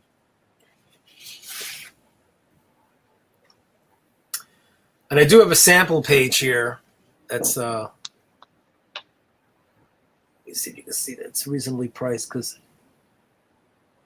Yeah, that's a really reasonable price. All right. Let's see. Nice. that's over Adrian Sharif, that guy that got in trouble. So, Mike, I sent this picture to you, so you can either throw it up on the screen or Now, this is an original. This is an original page that I I'll did. do it this way. It's easier. Which way? Let's see. Me Oh, hold on. turn. So he's going At to an show you angle. the. Yeah, an angle. Come on, He's gonna, get there. he- It's amateur hour here. sorry. So this is Oh, what the silver yeah. banshee looks Hard like. to- Looks, yeah, it looks like Get the screen is very bright. It's like Yeah. You know what? turn the Let me send it to you. I'll send it to your Facebook.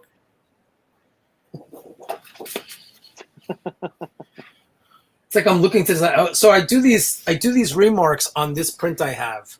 It's on a cardstock print, and it's Psychic Deadpool. And Psychic Deadpool, you can actually put any character's head here. And I've done like Invincible on it. I've done like, whichever character you would like to have on it. It's 11 by 17. And with the remark, it's 60 for this. Very cool. Okay, I just sent you that picture on Facebook. All right, let's see. No need to be stressed, Lucas. We got you. It's de-stressed. Hold on, let me see something here. Huh, that's interesting. Why is it showing me over there? Huh. Yeah, I don't know how to get rid of the prices on there. But What it's prices? 75 for black and white and 100 for color. I mean, this right here? Oh, you can't see this, can you? Yeah, no. There's like a banner going along the bottom. Oh, that's the That's Michael not- Goldens. That's Michael Yeah. Goldens. I don't know how to do anything with that. Maybe that'll help.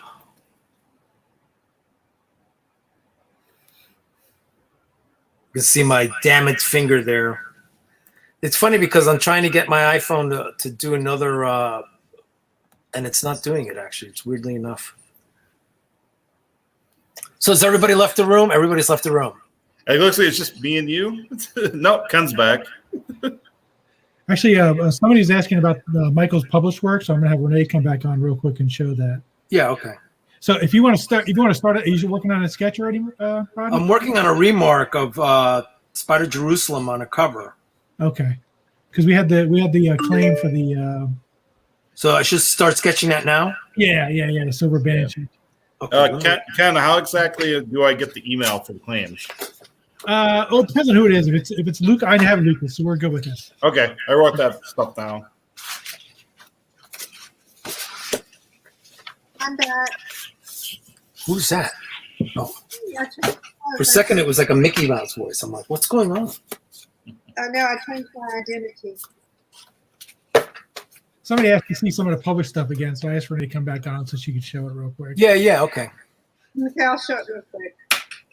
Here's one of the Zorro covers.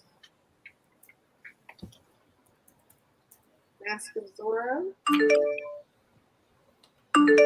Okay, he's watching. Here's the other Mask of Zorro. Sent me a Facebook message on that character? Okay, hold on.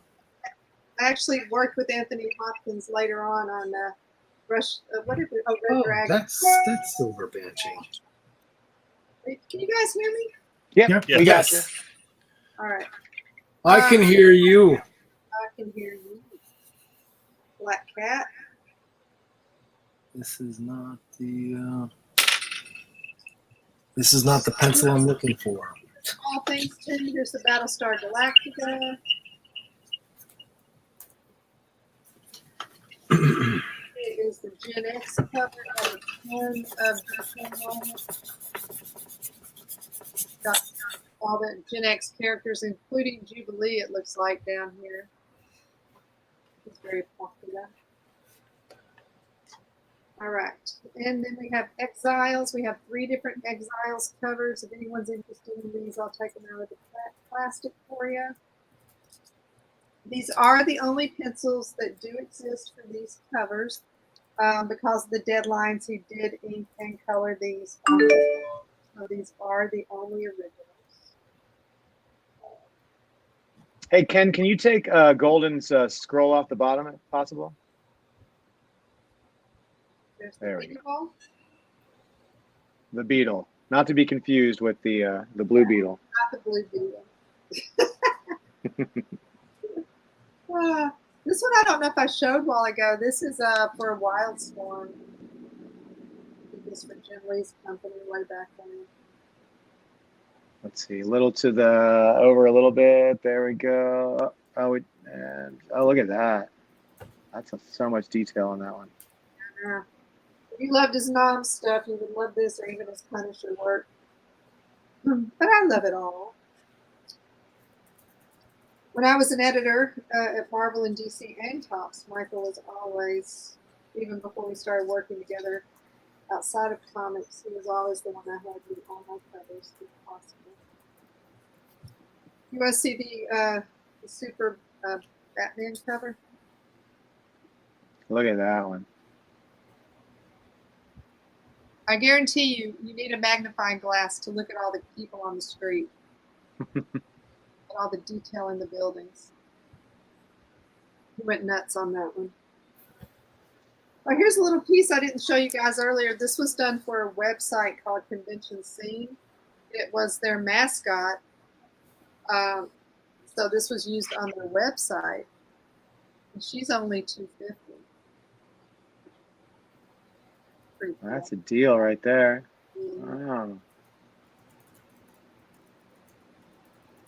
All right, let me show you the rest of the stuff. And I can go over the ones we did for the show real quick too, since I'm back on. This one is also Anchor, the character on the last one was it's their mascot, right? The one you just showed us was $250. Yeah, for Convention Scene, it was their mascot. Mm-hmm. I forgot about that. That was a DC book. Batman and the Outsiders, also a published piece. These are all published pieces.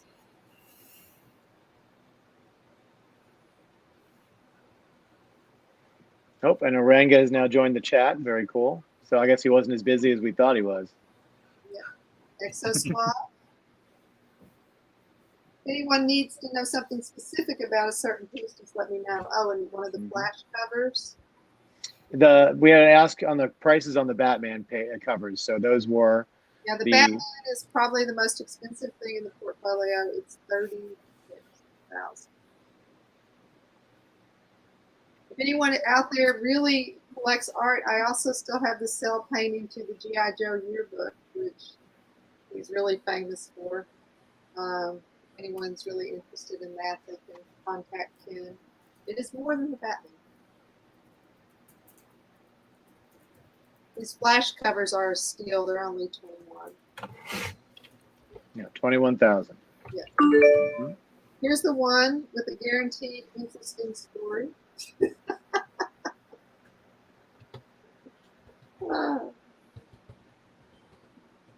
It's a really good piece, though. So it was a detective book.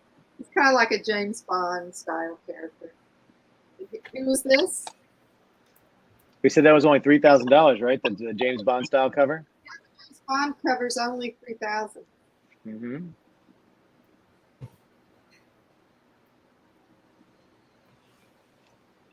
This character.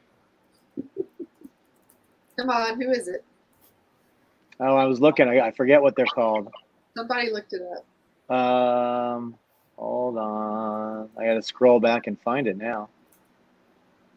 All right. Oh, and then did someone buy this already? Which one? The Thanos? I think Ken said that he was going to get it instead of the Hulk, but I need to check back with him. Okay.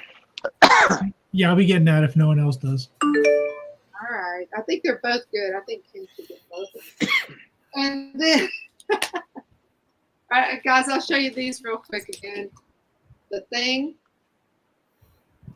This is still available. Bless you. And there's 5 of those available. Ken doesn't know if he's buying this one or not, but it might be available. It might not be, but if it is not, there are still 4 more similar ones that will be done to order. Mm-hmm. That's number B. Renee, that $250 mascot piece. They wanted to see it a little better. Oh yeah, sure. Prodigy, I think, is the name of that character, by the way. Oh, okay. The other character, not the mascot. He was the mascot for Convention C. I used it for several years. I haven't seen what they're doing now. But, here we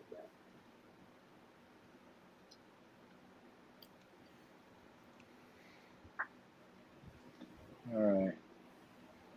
Oh, you froze again, for me at least. There it is. Oh, there it is. And go up a little bit. There you go. Yeah, it's the full figure pencils. Classic Michael Golden pose there.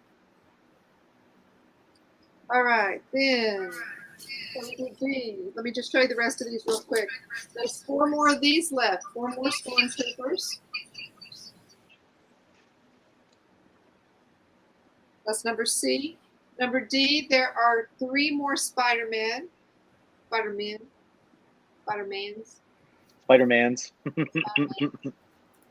D. And then we have 4 more of this charming guy. Galacti. 4 more Galacti. Silver Surfer and the Galacti, that's the name of their band. So E, F. Okay. This soulful guy, no one has adopted him yet. No one ever picks him for the team. No, actually, he'll get back at you later. But he is still available, this one, and we can do up to 4 more of this one. Batman. Can't believe no one's grabbed Batman. I know. We have a lot of Marvel fans in here, though, so don't feel too bad. And we have 3 more rogues available. That's right. Black and white, 250 or 275 for color people. Only 3 more. The mascot. Two more. Sorry. Piece is sold. The mascot piece is sold, Renee. There you go. Oh, great. Okay. Cool. Excellent. Okay, guys. Well, I will be here. I'm kind of listening in. So if you need me, just text me and I'll get back on. Wonderful. Thank you so much, Renee. Thanks, Renee. All right. Hey, Rodney, you want to show us what you're working on there? Just hold it up so we can see it. Just getting started on it. Silver Banshee. Oh, look Oh, at yeah. that. That looks good. I wish I had the thing set up. I got to get a cam where I can have it facing down. You know. We'll work on it for next time, buddy. Yeah. Yeah, because it's like crazy. It's like sketching, and I'm looking up, and it's one of those things. If I'm at a show, then people can see what I'm doing. You know. Yeah. But it's like when I'm looking down like this, and all you see is my Mets hat, and they're like, "I don't like the Mets." I'm like, "Yeah, but I like the Mets." Those Pivo cameras are really good. Which one? The Pivo ones. I got one of those. Yeah. Where you can angle it down. I was trying to find an old one I had. That's a really nice one that I was trying to set up, but I don't know where I put it. You know, when you need it, you can never find it half the time. The thing is so old. I don't even think it would work anymore. Yeah, they got a lot of new ones that work really well. Does anybody have any questions or anything out there? Yeah, come on, guys. Anybody in the chat want to know something? So, Rodney, I actually met you at Nickel City, I think 2 years ago. Nickel City? Oh, yeah, in Buffalo, New York. A while ago. Yeah, I remember Nickel City. That was a great show. Yeah, I bought a Wolverine coloring book page off of you. And you added Deadpool to a jam. Oh, nice. Because those pieces are actually done for they're done for Disney, and they use them for all kinds of things. I think I have the one that I showed you with the 3 heads. That definitely was one of them. Like, take for instance this one here. This one is Iron Man. It came from an Iron Man toolkit set that they used. Sorry. Nice. Oh, yep. There you go. Yeah. Yeah, maybe hold it up a little higher too. Yeah, that's cool. Very nice. Yeah, so these I did a bunch of these. Can't remember who the artist was. I knew him. I met him once, but it was mainly through the editors that I got those pages from. I got this project to work on for Disney. And these things are used for, everything. Stickers or I met the colorist once, and he told me about that, what they used it for, because I'd never seen it used for anything else. I'm like, well, they had this artwork done, and then it just magically disappears. And you're like, well, I've never seen it. And then people are telling you, oh, it's on a sticker, it's on this, it's on a book, it's on a. Yeah, it's interesting. I brought stuff at shows to get signed, and the artists look at it like, I've never seen this before. Like, yeah, I mean, there's a bunch of stuff that was done. And over the years, I saw like some of them were movie promotional pieces. Other ones were for God only knows, books or whatever. It's kind of weird to do artwork that just kind of goes off on its own and disappears. You know what I mean? yeah. But that happens a lot. I've even done I've done some artwork for a Justice League set. I still have some of that. Nice. Then there's a bunch of other stuff. But yeah, for a long time there was one artist that I think it's Jose Luis Garcia Lopez. I think all he did was promotional art, toy art and everything. For a long time, you didn't see him actually doing comic book sequentials, even though he did a lot for a long time. It came to the point where I think, it was better for him to do this promotional artwork for all the toys and everything for DC than anything else. So you'll see some of his stuff come up every now and then, but it's not something that you would attribute to him, And every now and then you see one of these, I call them Instagram artists. There's this one called Jade Geeker, who basically just traces other people's artwork as a painting and does some weird effect with it, and then says, "Look what I've created." And we're like, "Yeah, you've recreated a Jose Luis Garcia Lopez painting. There's nothing original there. No, that's a ripoff. You basically just slapped your name on Jose Luis Garcia Lopez." Yeah, I hate it when artists do that shit. And he's got like this whole living. He's done it with like a whole bunch of different characters and stuff. And I'm always blown away by guys that do that. Like, do you have any conscience? Like, hey, but since they're doing it in the real art world, the fine art world or whatever it is, the pop art world, and they can get away with it, Yeah, there's a lot of people at shows where they just make posters out of other people's work and they just change it up a little bit digitally. Well, I used to know one of the guys. It was Rob Granito for a long time. And Rob's not a bad person. It's just that at the time I didn't know he was swiping stuff. And then somebody, I think it was my friend Buzz, that came over and went to his table and saw he had swiped certain stuff from somebody, and he's like, "Dude, that's not even your artwork. You're just recopying it and claiming it as yours." Mm-hmm. No, I drew that. I said, "Yeah, you might have copied it off of another artist, but it's not yours." Yeah. And at one point there was there's a picture of him posing with a Calvin and Hobbes painting of like Calvin and Hobbes sitting underneath the tree, right? And it's like, it was like really big. And he was claiming it as though like he had done the piece, like he was holding it up like, oh, look at my new piece or something. And the story was that the post office picked it up to use it as a stamp. And I'm like, well, how the hell did they use it as a stamp? Wouldn't they go to Bill Watterson and ask him if they could use the art? But he never uses any of his art for or license it out anyway. So there's a bit of an odd thing that he had that. And at the time I wasn't thinking about it. I'm like, that's just kind of strange why he would do that. Like, I don't understand if he did it as a recreation and somebody wanted the piece done, redone, but you're going to say, this is a Bill Watterson piece recreated by me. If I do recreation covers, I make sure that everyone knows this is done by so-and-so and so-and-so. I just recreated. Occasionally, I have a friend of mine, Pepe, who likes to have cover recreations done with an extra character. And I've actually done X-Men 126 and added Banshee on it, which is fine, but at the same time, most of the cover is not created by me unless I re-ink it. I mean, one of the cool things that Bob Layton's doing right now is he's finding old Jack Kirby pencils and he's inking it in his style. He's doing these beautiful pieces. They're incredible, and then you got other guys like Tom Morgan who actually can mimic people's styles, like John Romita, and he'll put covers out that are brand new that no one's ever seen before, done in Romita style, and people will say, "Hey, you didn't credit Romita on that." And he goes, "Yeah, but Romita didn't do this. This is a brand new cover in his style." Yeah, You know? I actually just got a piece from Tom Morgan. He modeled it off of Norman Rockwell.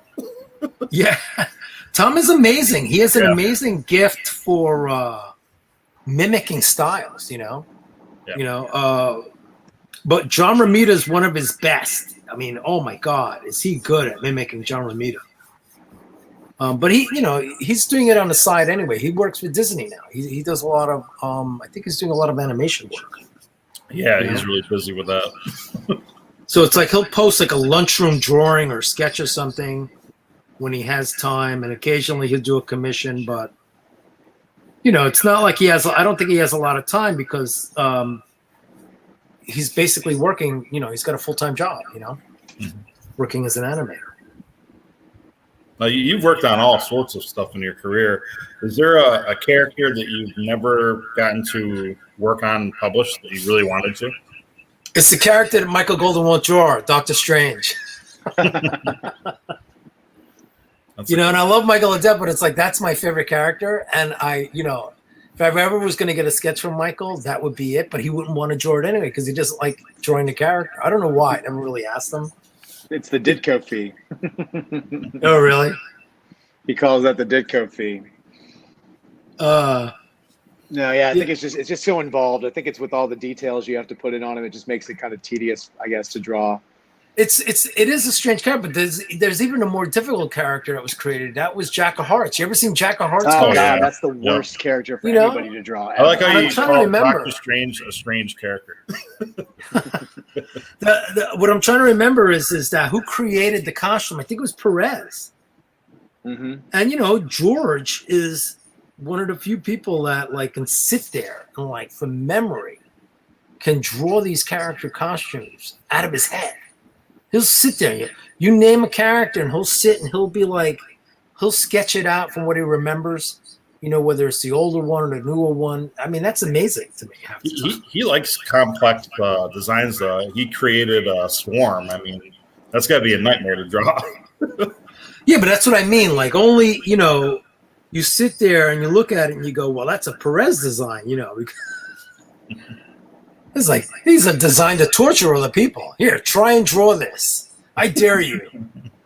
Now imagine trying to draw, you're drawing that miniseries of Jack and Hart, and you got to get that wide shoulder that comes over like this. The costume has this jetting shoulders over, Mm-hmm.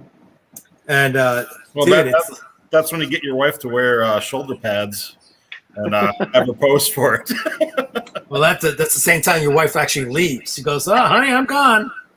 I'm not a cosplayer. I'm out of here." Hey, Rodney, let's take a look at that sketch you got there, buddy. Let's see. It's moving along. I feel like I'm doing this kind of slow.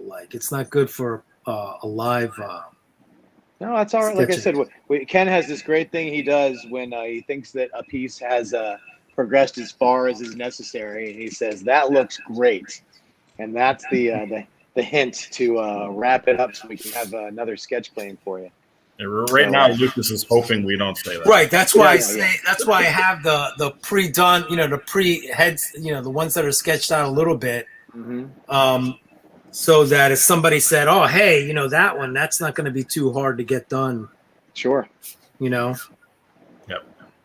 And it's the first time me doing this like this, so it's a bit of a learning curve right now. Oh, yeah, that's fine. Because next time I probably could have a whole bunch of pre-done characters that only need, a quick finish on them, Mm-hmm. Well, did you want to sell any of those pre-done pieces? What's that? Yeah. You were a little late to the party there, Mikey. He's got these I was a pre-done little ones. late. Hey, you're fine. He's definitely, if somebody wants to pick one of those to be done, he can, even if he's not finished with it now, he can finish it up off camera and do it. Yeah, I mean, any piece that you see, any of these pieces that you want, I can easily finish off camera, and send them to you, like the Logan. Right, you want to go through them again really quick, and if anyone wants to put a claim in. All right. Let's see. So we'll start with Which one we got? Well, we have the Black Widow, which I can finish. Okay. It's holding a gun. Okay. There's the Colossus. Colossus. I love that. Put a red Colossus. X. Yeah, that's really far along. There's the Wolverine with some, I put a hand with the claw on that one. It's looking good. Yeah. Let's see. Hold on here. I got a few other.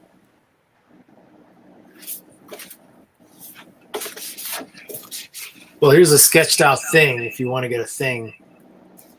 Then there's Jason Momoa as Aquaman.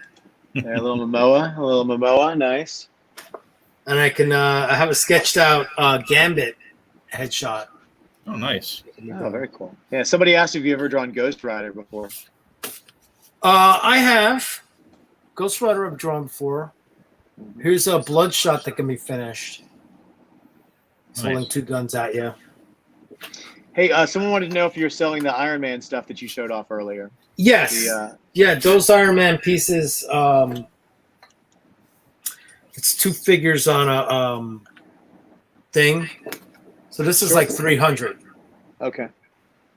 So they have this one, and then you have the other one. Yeah. So there's the vertical one and the horizontal one. So right. Let me if someone wants to claim one of those, just make sure you put vertical or horizontal.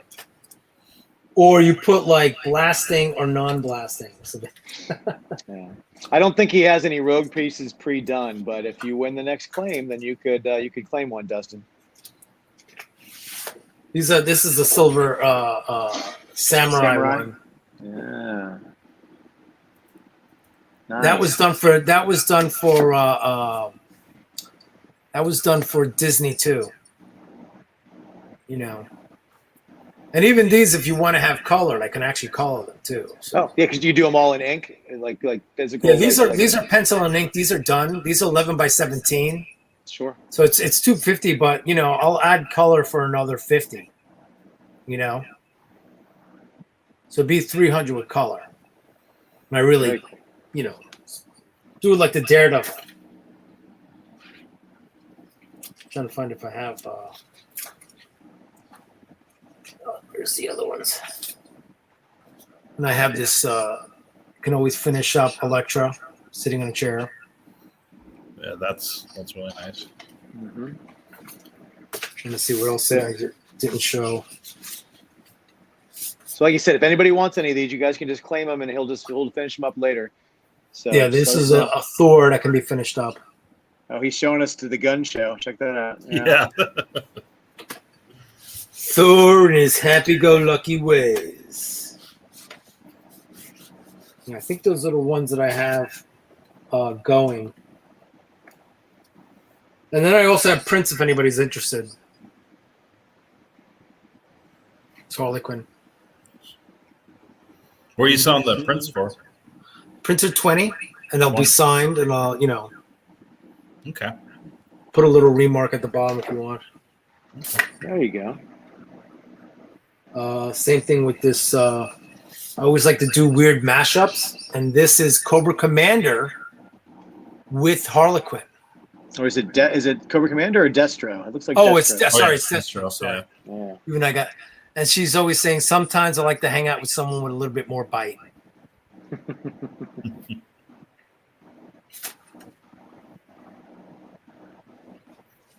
And this is the original to the black and white Deadpool print, where you can get your face put right here if you want.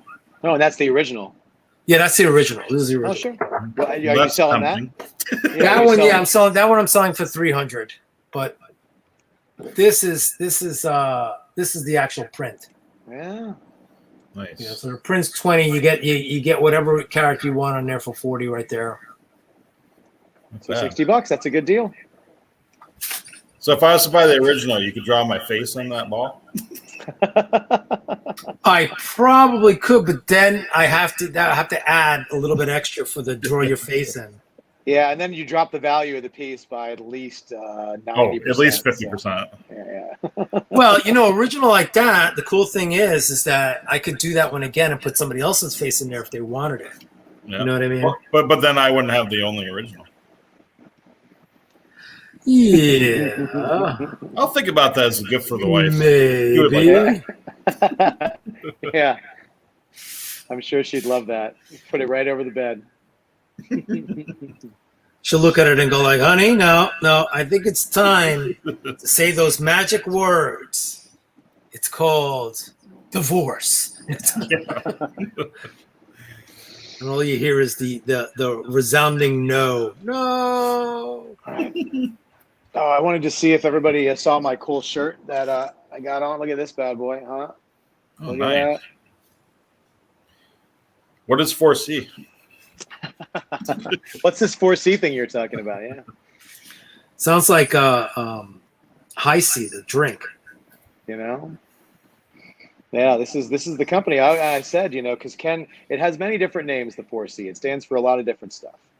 But originally it standed for, because you know, our founding man, a man who has stepped away for a little while, Mr. Ken Carson.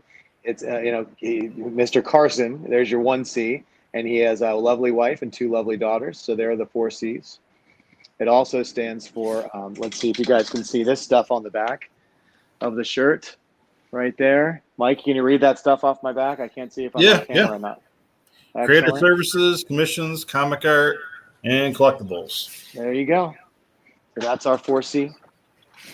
And That's the store name. That's the store name you're talking about there. that's our company name. Yes, sir. That's where you're on right now. You're on 4C Live. Excellent. Live from 4C.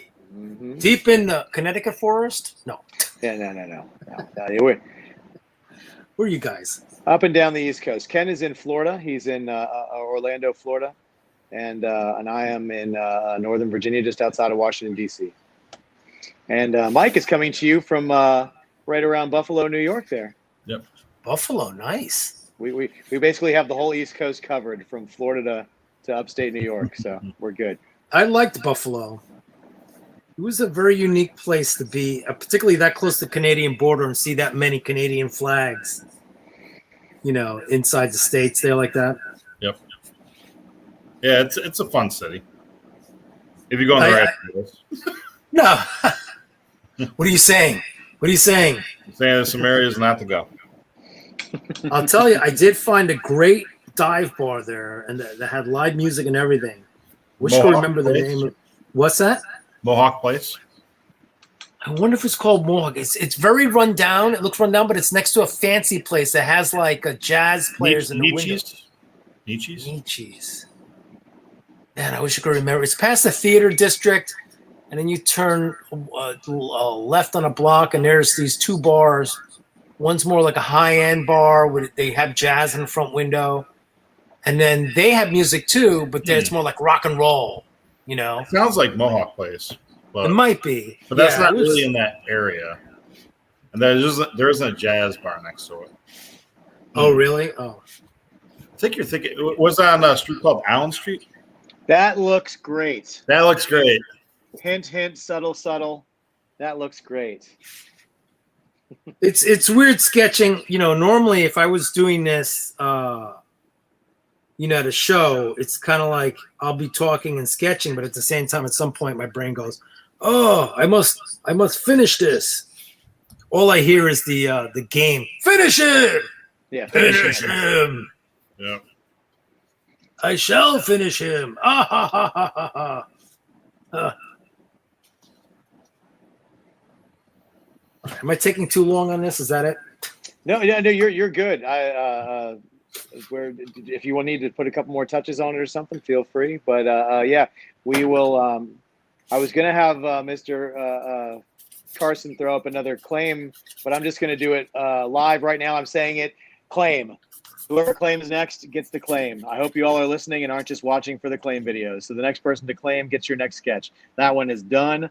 Let's move on to the next one. So claim. Whoever wants one, type in claim now. Boom. All right. Dustin is in. So I see Dustin claim for Rogue. Is that what you see on your end, Jeff? That's right. So all right. Rogue. All right, I'm working on Rogue. Do you want black and white? Oh, color. Okay. Color Rogue, yep. Rogue and color. Absolutely. Now, cool. Rogue with her hood on or without her hood on? There you go, Dustin. You got to answer it. Do you want the hood on, hood off? Do you want 90s 'Cause Rogue? Rogue has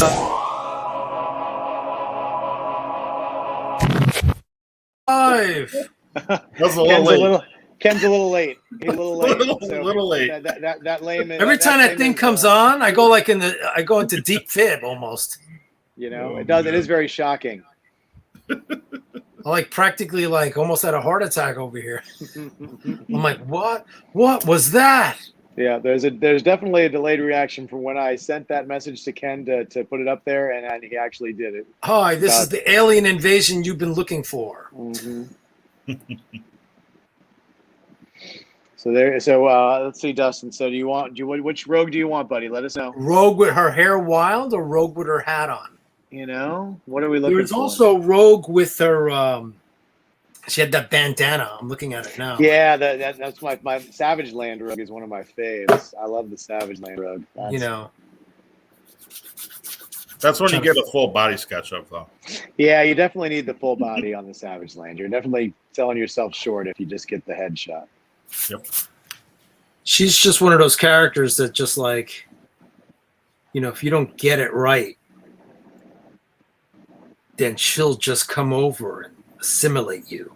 Exactly. All right, Dustin, which version you want? You know what? If he doesn't answer in the next 60 seconds, you just draw whatever version you want to draw. That's there you go. Oh, hold on. This just in. 90s bandana. 90s bandana. 90s bandana. Oh, I was just looking at that one. Hold on. Yeah, it's a little. There's 90s bandana. Yeah, that's one of my favorites. Let me see. Hold on. Where she's got the frizzed out hair.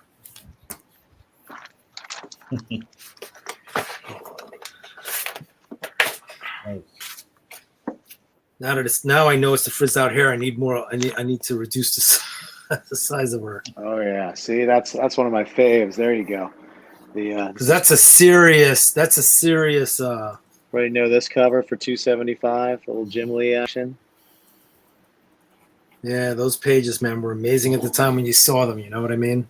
Mm-hmm. And the cool thing is the jacket that always cuts in. She always has that cool jacket that goes. I think I'll drop it in front of her. Hold on. I'm just kind of sketching her out right now. Mm-hmm. So the idea would be hair dripping back a little bit. I'm just going to go straight to inking it because it'll be easier. Oh, you laid that out pretty fast. Yeah, let's hold on. I missed it. I was looking at comments. What? Show it again. Right here. It's it's laid out right now, so you can see. Holy cow! I can start right on that right now. I don't really need to go anymore. You just go at a slower pace, Yeah, and we have you for about 2 hours tonight. If you need to, if you want to, you can stay on as long as you want. As long as you're having fun, we'll have somebody here. But we can. But also, if you want to, if you want to do a couple of these and then take a couple more, you're more than welcome to, and we can do to do later. You don't have to do them all live, but that's completely up to you. Yeah, I mean, absolutely. I mean, I would definitely like to take on a couple more to do later. Sure. And make it easier because this is, like I said, without it properly set up so you can see what I'm drawing. It's kind of like you're just seeing my head bob up and down in bad lighting. And then you can see people skiing right here off the ski slope of my big giant bags, my eyes. Listen, we all got them. They're all here. Yeah, but when you have it in this lighting, it's like, hey, who's the Crypt Keeper on film? Yep, lighting does play a big role. This is the lighting. This is the lighting in Indiana Jones when the villain opens up the case and his face melts. Speaking of face melting, someone has a question. When's the last time you drew a Toxic Adventure? Weirdly enough, I just drew one today to send to a friend of mine down in Louisiana who gave me a whole bunch of comics.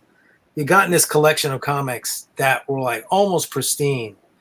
And I went through and I'm finding these Teen Titans and they still have the wonderful smell and they're perfect, So I traded him that and the signed Toxie I had,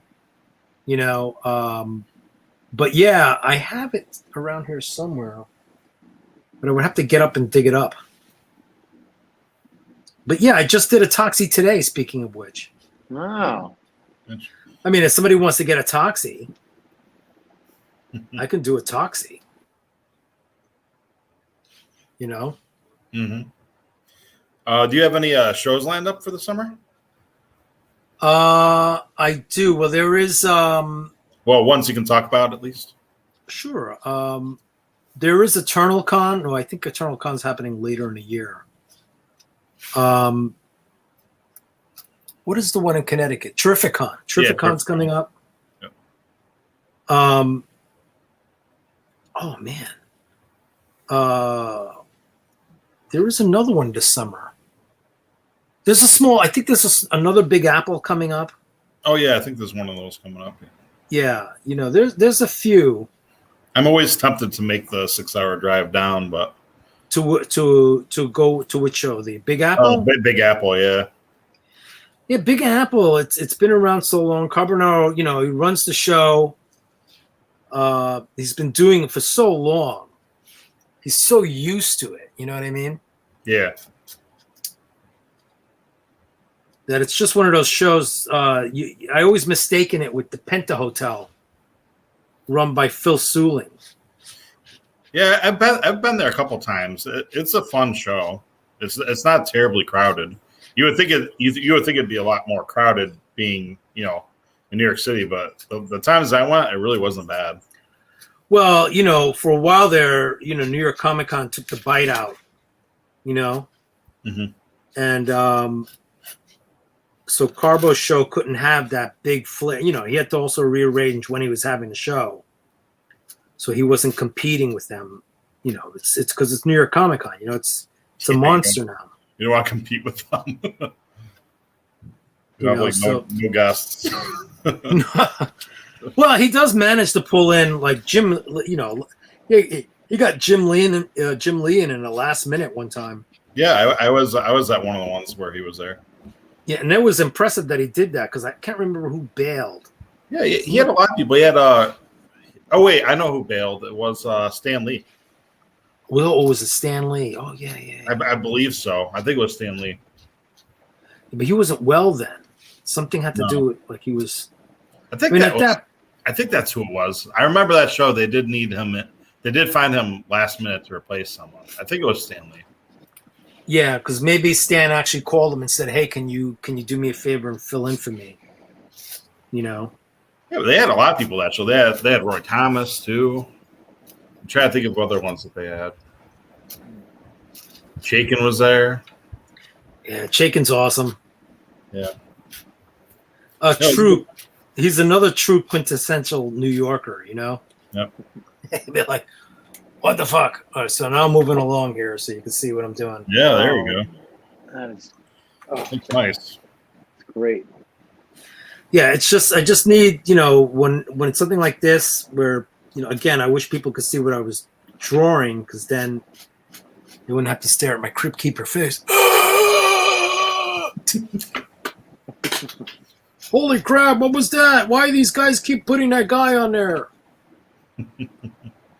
Why do they keep putting that guy whose face melts in Indiana Jones?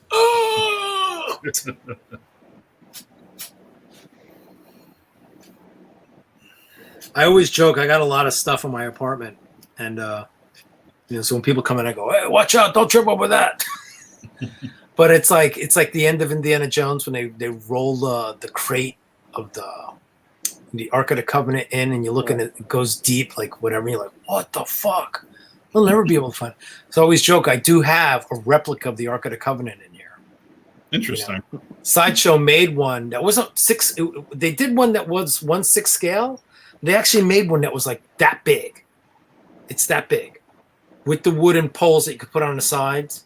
So I was always going to want to set it up where that to kind of trigger, put some sand and like a skull in it. Right. And that triggers so that when you open it, a light would turn on. So a light would, you know, shine on you and like the skull will be like, make some noise.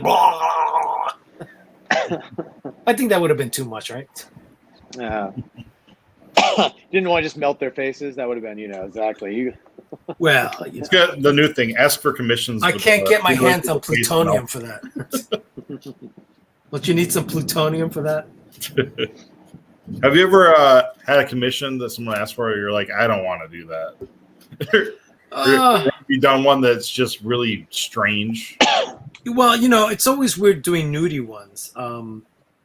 Because at the time you don't want to piss Marvel off, but now it doesn't even matter. I've seen people do some crazy like nudie like art. Mm-hmm. They request a character naked or something, they're doing something. You're like, oh. The only person that kind of gets away with that is Eric Basaluda does it really well.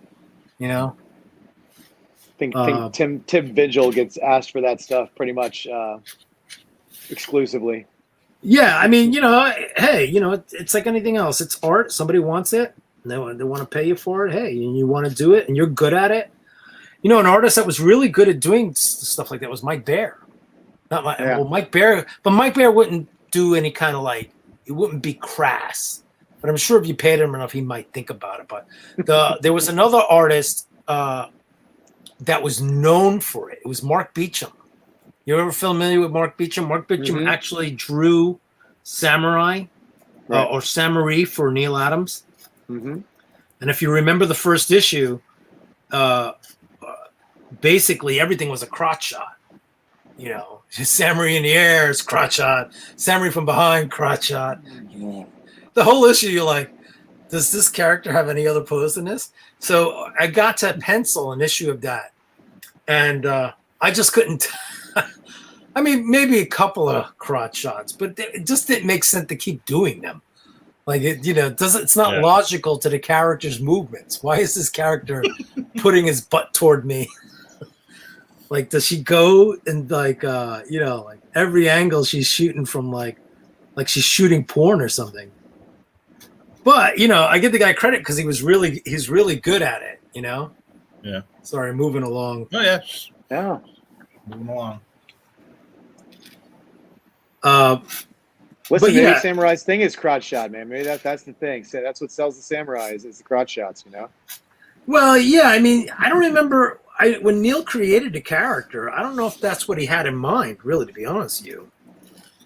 But Mark Beecham was so talented. I mean, he's one of those guys that like he could really draw women well. So I think Neil kind of just let it go. Like, all right, maybe. It's Mark, and it probably was that he took a very long time to do it too. It takes Beecham a very long time to actually do an issue of work. So it's not like he was gonna be there forever doing it.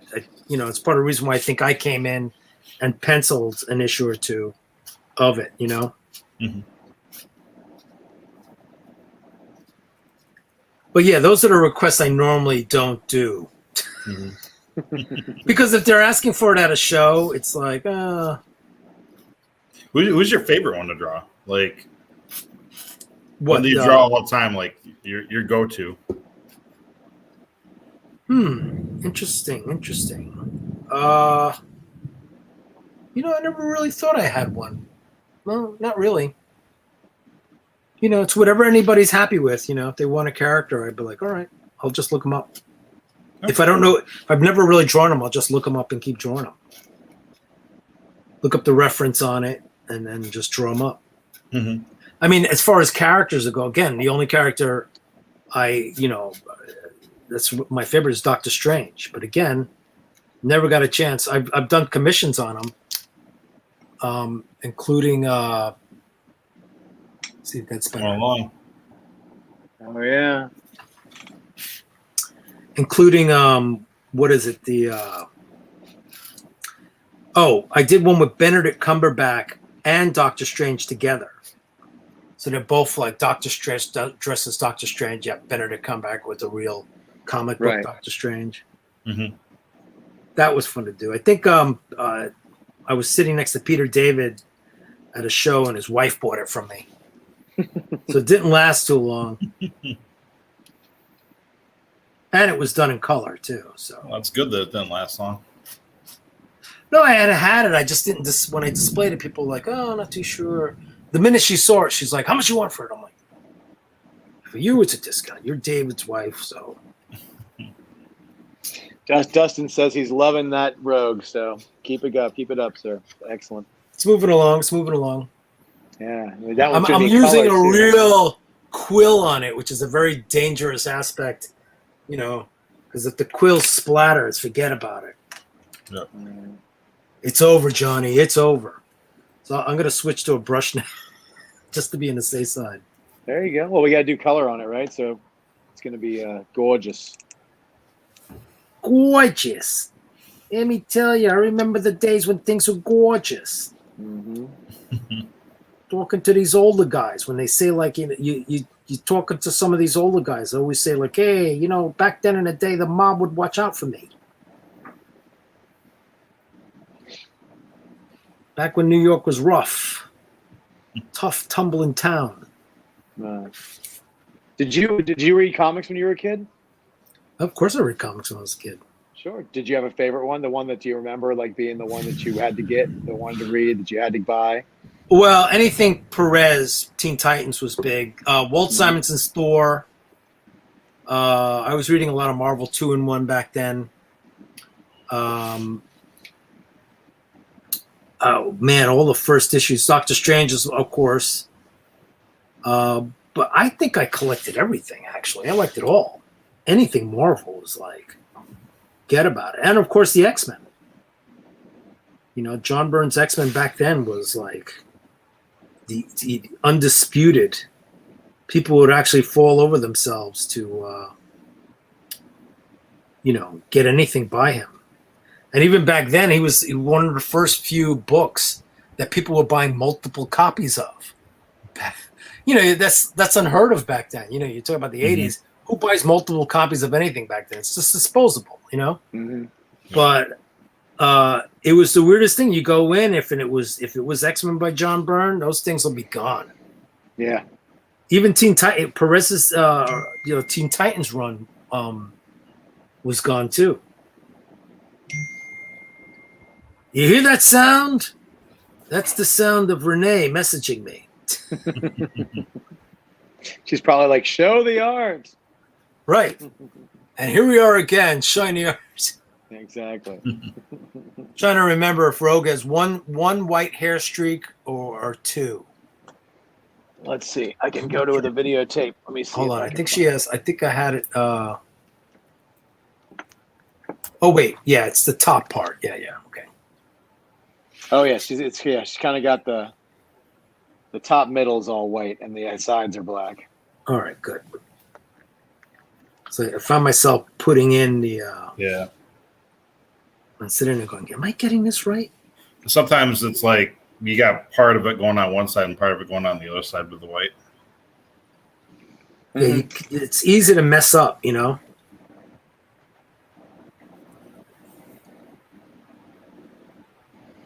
Let's see.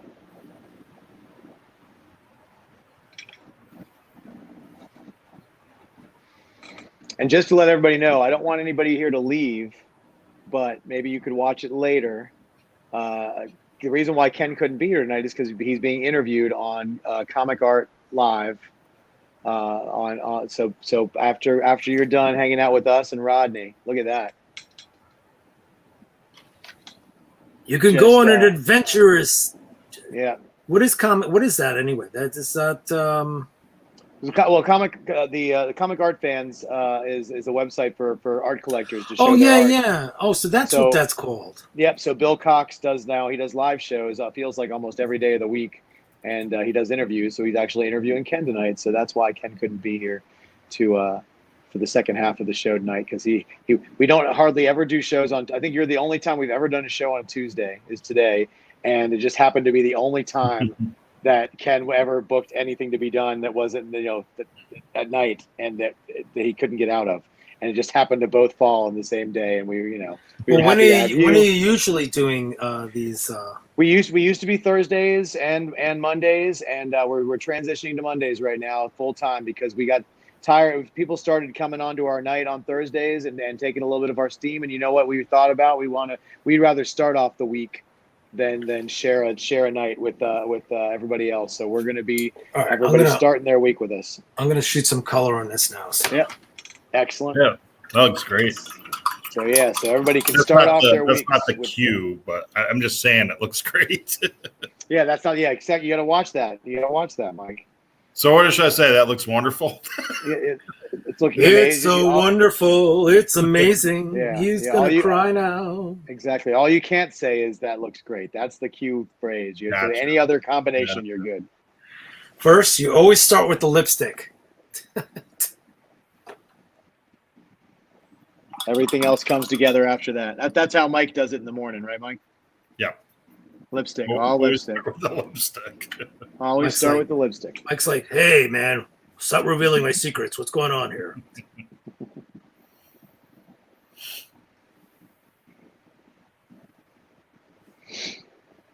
This will go by a lot easier once I'm moving along. I'm interested to see how fast it takes for you to lay the color out on there.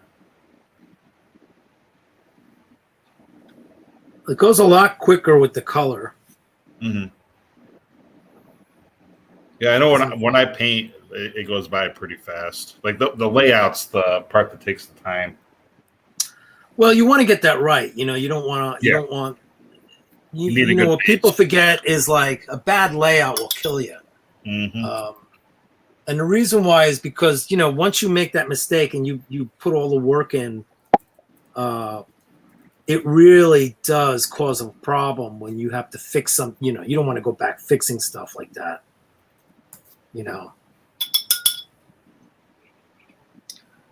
It's harder. It's much harder on you.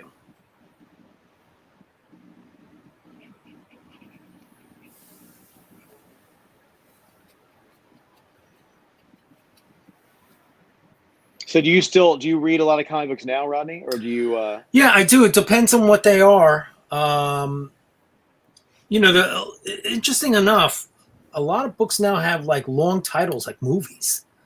Like something is killing the children. Mm-hmm. They find them when they're dead. I'm sitting there going like, what the hell's going on here? Well, a lot of titles have been taken, so you got to be creative. Well, yeah, you can't do. I think what it is you can't do single titles in comics anymore because it's all done. All character names are taken. So now you have to go the route of the movies, which is basically, you got to come up with a title for your comic. Mm-hmm. Are there any new ones that you've been into that you read regularly? I'm trying to remember off the top of my head. There was one. That 1976 ones, the one with the vampires, is interesting. I'm not We'll familiar see how that goes. Oh, it's a DC one. It's a DC. That's why. Oh, everybody says that these days. Everybody's like down on DC stuff. I don't read DC, so. I mean, I like Vertigo. Like, I used to read a lot of those titles, but right, like Batman and all that stuff, I'm not really into. Nobody says that about Marvels, though. Everybody reads Marvels, right? Well, I think the success of the movies probably has a lot to do with it too. I'm not sure. DC has an executive problem. You know what I mean? And what I mean by that is like Marvel. A lot of it's streamlined to a few guys. Like they're the ones that like Avi Rod and those guys were the ones that said we're going to do a universe, and we're going to build it out the way we built up the comic book universe. We're going to introduce one set of characters, another set of characters, another set of characters, another set of characters, and then those characters that are each movie that's introduced gets put in a like a epic movie, like a crisis movie. That puts them all together in a situation. Then after that happens, they introduce more characters like Ant-Man and whatever. They keep going, and then they put them in like Civil War, Captain America Civil War. And then it goes on, and they're building the universe out. The problem with DC, Warner Bros., is they don't know how to build the universe out because they don't let one person run it. It's all these executives putting their opinions in. It's like when Deadpool came out and had X-rated stuff and it was successful, they went back and recut Suicide Squad. Why? Why didn't they just leave it the way it was? I don't know. I mean, for me, like I just grew up reading Marvel comics, so I think that's why I never got into DC. Not even a little bit. Not really. Jeff's in the DC. I do. I actually. I mean, I pretty much. I used to collect everything. I don't really read any modern comics now. My love of art is all from nostalgia. You're missing out on a lot, Jeff. There's so many good titles. Oh, I know. It's almost too daunting. It's like I should send you a list. Like, these are the top 10 you need to pick up the trades of. I know. It's one of those things where I feel like now I'm just like, I got so much stuff going on. I don't even want to begin because, if I start off with one, I'm just going to go and and I've got enough of a deep hole with the art. Yeah, you're going to get lost. You're going to get lost. Ooh. It's coming along. Alex, all right. Yeah, I mean, it's difficult that, you talk to a lot of people and it's whatever, it's kind of almost like the 90s again, where you're expecting, a bit of a crash, but I don't know. People, I don't see one in sight. It's just. I mean, people are excited about collecting it again. They, whatever it is, if they want to see it as an investment, let them see it as an investment. Mm-hmm. I mean, let's put it this way: with all the variant covers and everything, it's better to have an actual variant in your hand, 1 of 50, than it is to have an NFT, which doesn't really exist. That's another whole discussion right there. Mm-hmm. But I mean, I do see a lot of this stuff as investments. Like, I had a pretty crazy comic collection. It's still decent, but over the pandemic, so much art just was available, and I needed to come up with funds. So I sold a bunch of comics. I mean, the market was just too crazy not to. Right. Yeah, I mean, it still is. It still is. Yeah. I mean, Yep. I put some stuff in Heritage because I'm like, what the hell? I mean, it helped save me and, with this whole madness of the pandemic and everything. Right. But even now, people are kicking themselves. I didn't know about it. What's that? I kind of wish I didn't know about Heritage. I don't put mine in. I put mine in. I'm sorry. I put mine in Comics Link with Doug. Right. Mm-hmm. Oh, there you go. Sure. Well, Mike made a very large purchase last year on Heritage. Yeah, could have bought a new car. Yeah. Yeah, but your car will depreciate, not the comic book pages. Though. Exactly. Plus, yep. That is true. I'm telling you, the piece you have to look at it that way, or else Yep. Yep. Yeah, I actually was one of the people that achieved their actual Grail, which was pretty cool. Yeah. What do you mean you got? You mean you got your Grail? I got my Grail. He got his Grail, the piece. Out of all the pieces, he got the piece. Yep. Yeah, there's a Deadpool Circle Chase miniseries, and I actually drew one of the double-page spreads. Right. When I was in 8th grade, I made a big poster of it, and I saw it for sale, and I grabbed it. I mean, it's the book that introduced me to the Deadpool, and it also got me back into reading comics when I was a little older. So nice. It means a lot to me, so I'm really glad I picked it up. So I guess I'm not. Dude, that's the best way. That's the best way. I'm going to keep showing as I go along here. Oh yeah. That's the best way to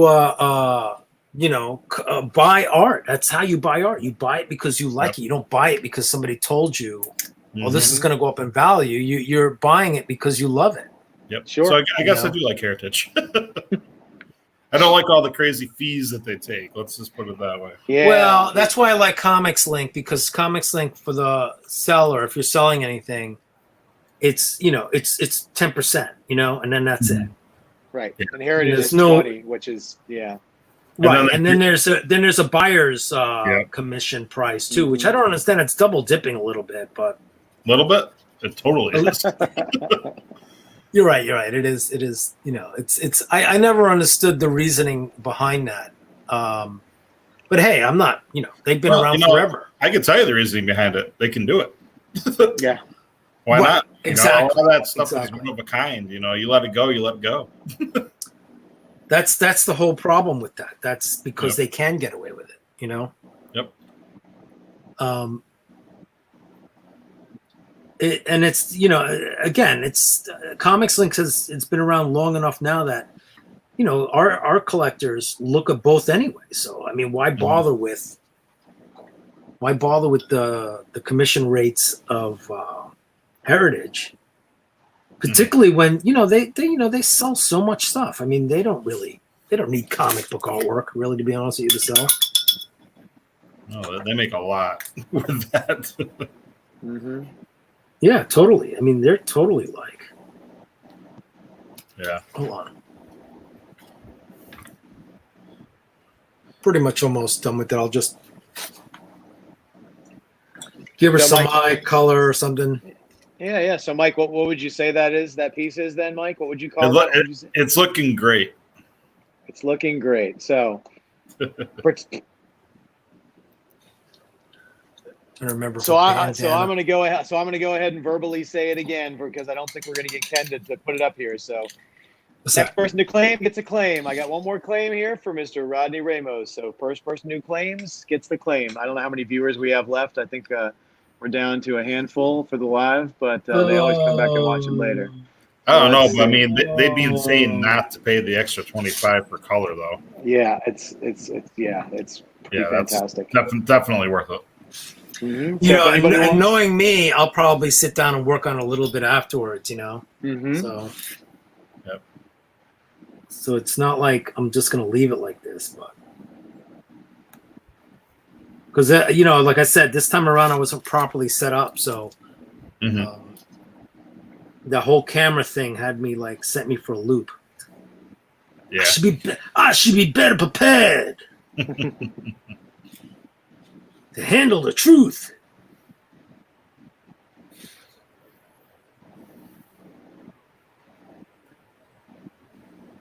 So I just messaged Ken to do the claim video. Let's see how long it takes him to do the claim video. This will be fun.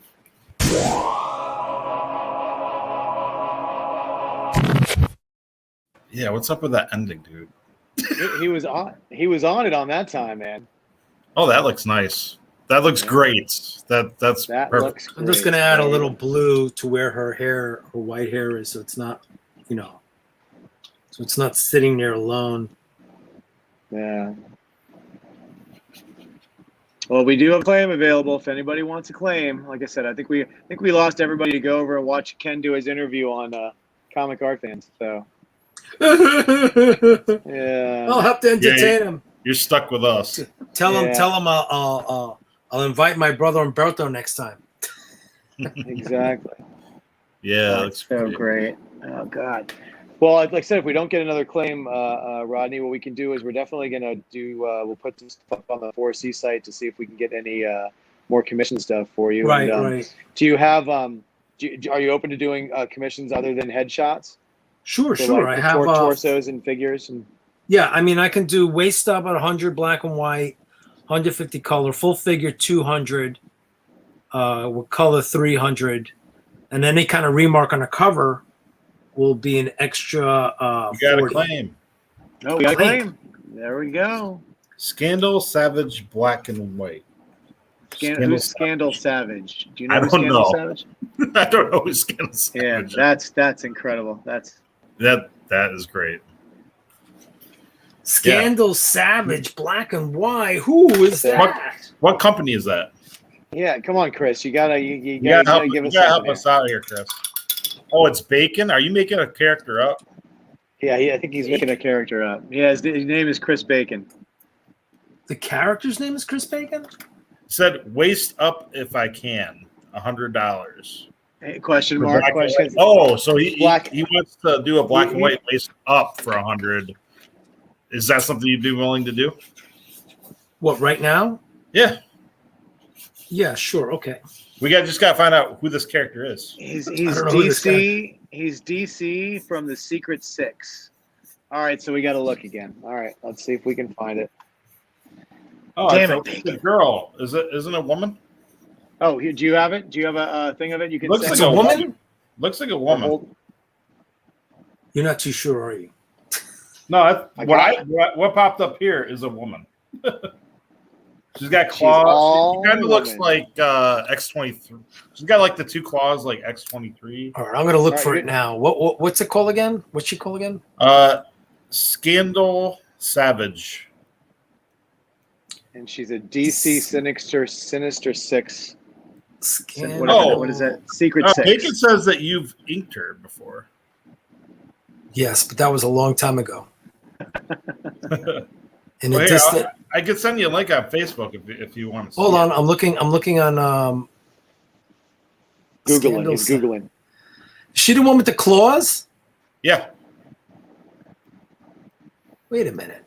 That can't be right. Is that right? She's got two different outfits. Ask him which he wants. Chris, There's one where she's got a face mask. He said yes, claws. And the other one has claws, like she has like these claws. He wants the one with claws. Oh, so that's why he wants waist up, so that the claws are included. Oh, okay. I got it. That makes sense. What an interesting looking character this guy. And yet I don't remember inking her. Hold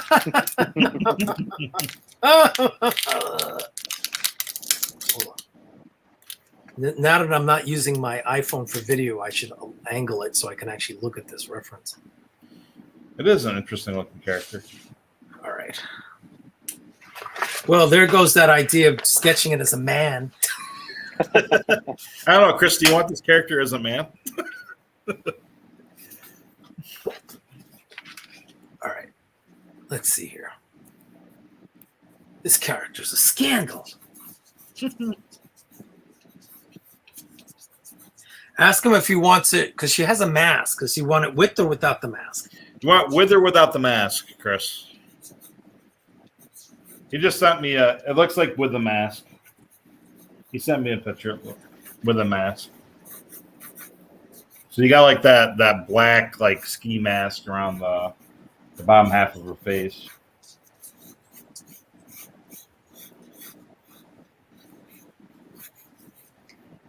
All right, I got something sketched out here. There it is. It's finished. No, just kidding.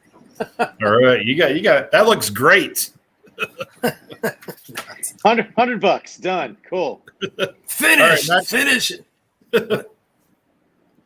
He's like, finish him. I got here. Let me see if I can get this work. Probably not. It's The worst laptop ever. Let me try with my phone. Chris sent me a picture. No, I have a couple here. I found her. But this is like the one. Like this is the one that he sent me. That's the one where she's making out with what's her name? Right? Big Bertha. Is that Big Bertha? No. Like they're hugging? But I think I got there. Can you make it less bright? You make it less bright, it'll probably show up better. No, I think I know which one. I think he's good at this point. That's why I make sure. She doesn't have the mask on there, so does it want? Yeah, she does. She does. She does. Yeah, she's got black mask. Show it again. Show it again. Yeah. Show it again, Mike. Yeah, she's got the black mask. Hold on. A little more to the side. That might be one I shot already too. I'll go on. Hold on. Yeah, Bacon sent me the photo too. I'm like, none of us have the ability to put this on, Bacon. Only know. Ken does. I know. I mean, we could send you the picture on Facebook. We could do that. You could send it. Yeah, I mean, you could. I sent you a picture of that first one, but you never saw it. So. No, I did see it. Oh, you did? Yeah. Well, there you go. So send this one. I can send another Because one. I'm not because I do have my phone set up. Okay, here, I'll send you another one then. There you go. Doo-doo. No. Got some like dark clawy kind of action going on there. Yeah, it's basically DC's Wolverine. Chris? Yeah? I'm not Aranga, Chris. What's that? He's busting my balls. He said Jeff messaged you too because Mike sucks. All right. Where's Ken to put that? Yeah, I was just looking at this one. Yeah. I was just looking at this one.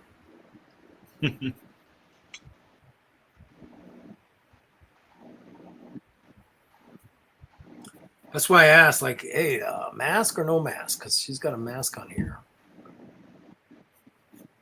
Yeah, she's got a little Erica Slaughter thing kind of working So on. she knew the pandemic was coming before anybody else. Mm-hmm. She's a smart character. Yeah, he's tell her she's got a ton of details on here. What? Have to make sure I get the details right before I keep going. She's got some weird metal hook things action going on here.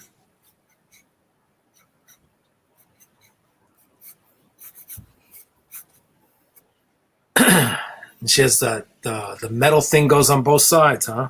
Yeah.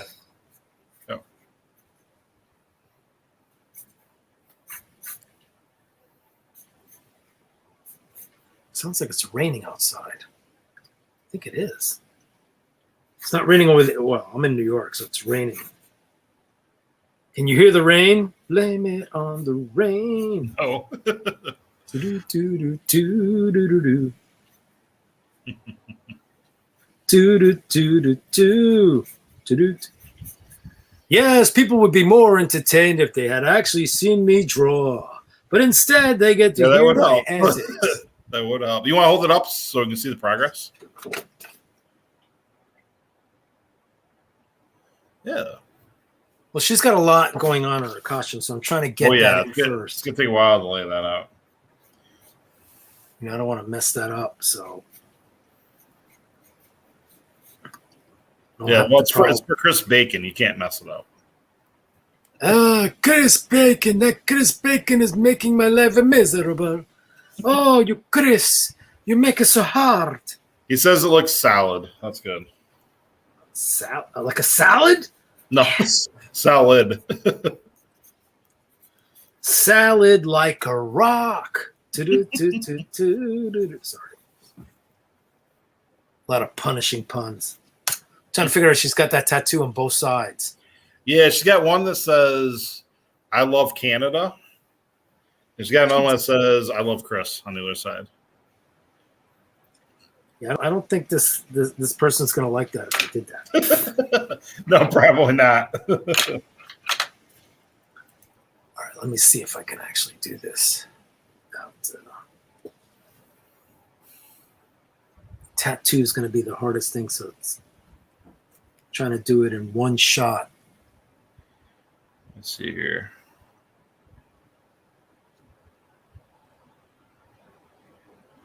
Look at that tattoo. Yeah, that is a interesting design there. What an interesting tattoo. Hey, you can do it. You can do it. You got this. You can do it all night long. Home stretch here. You got it. I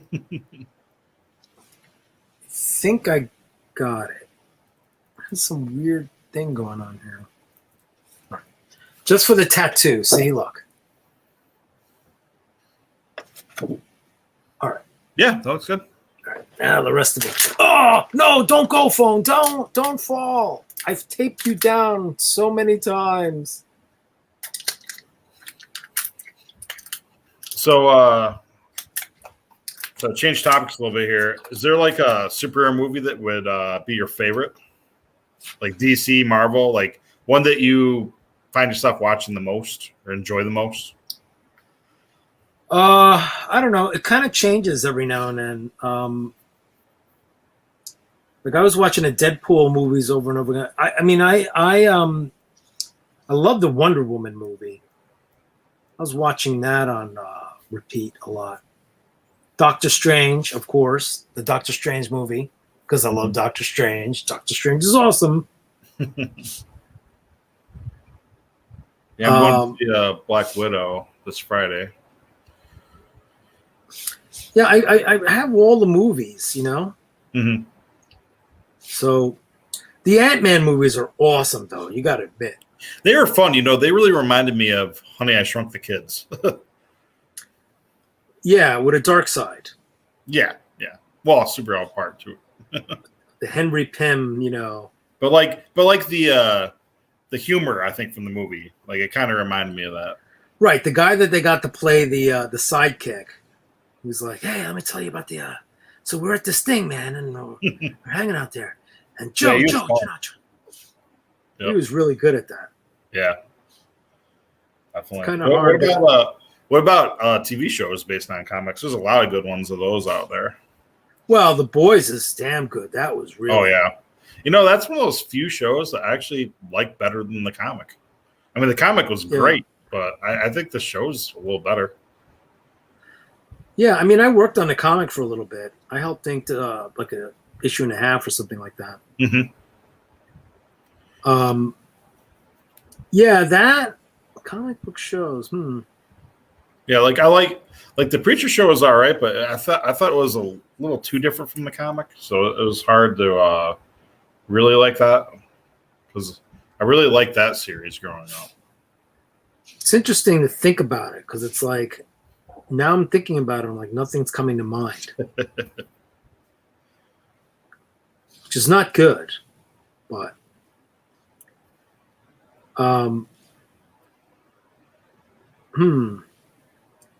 Arrow was good and Flash was good in the beginning. Yeah, something about the shows where you can tell that they're struggling with the material a little bit, you know, where to go with it. Yeah.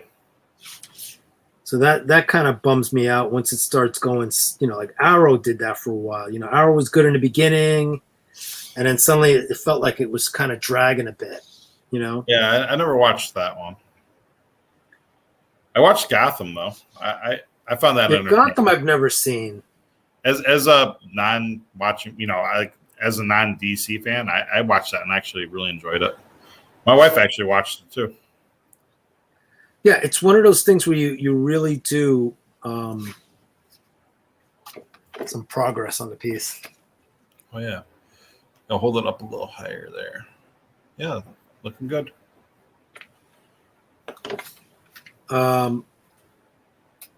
Yeah, I mean, it's strange. It is strange. I don't know.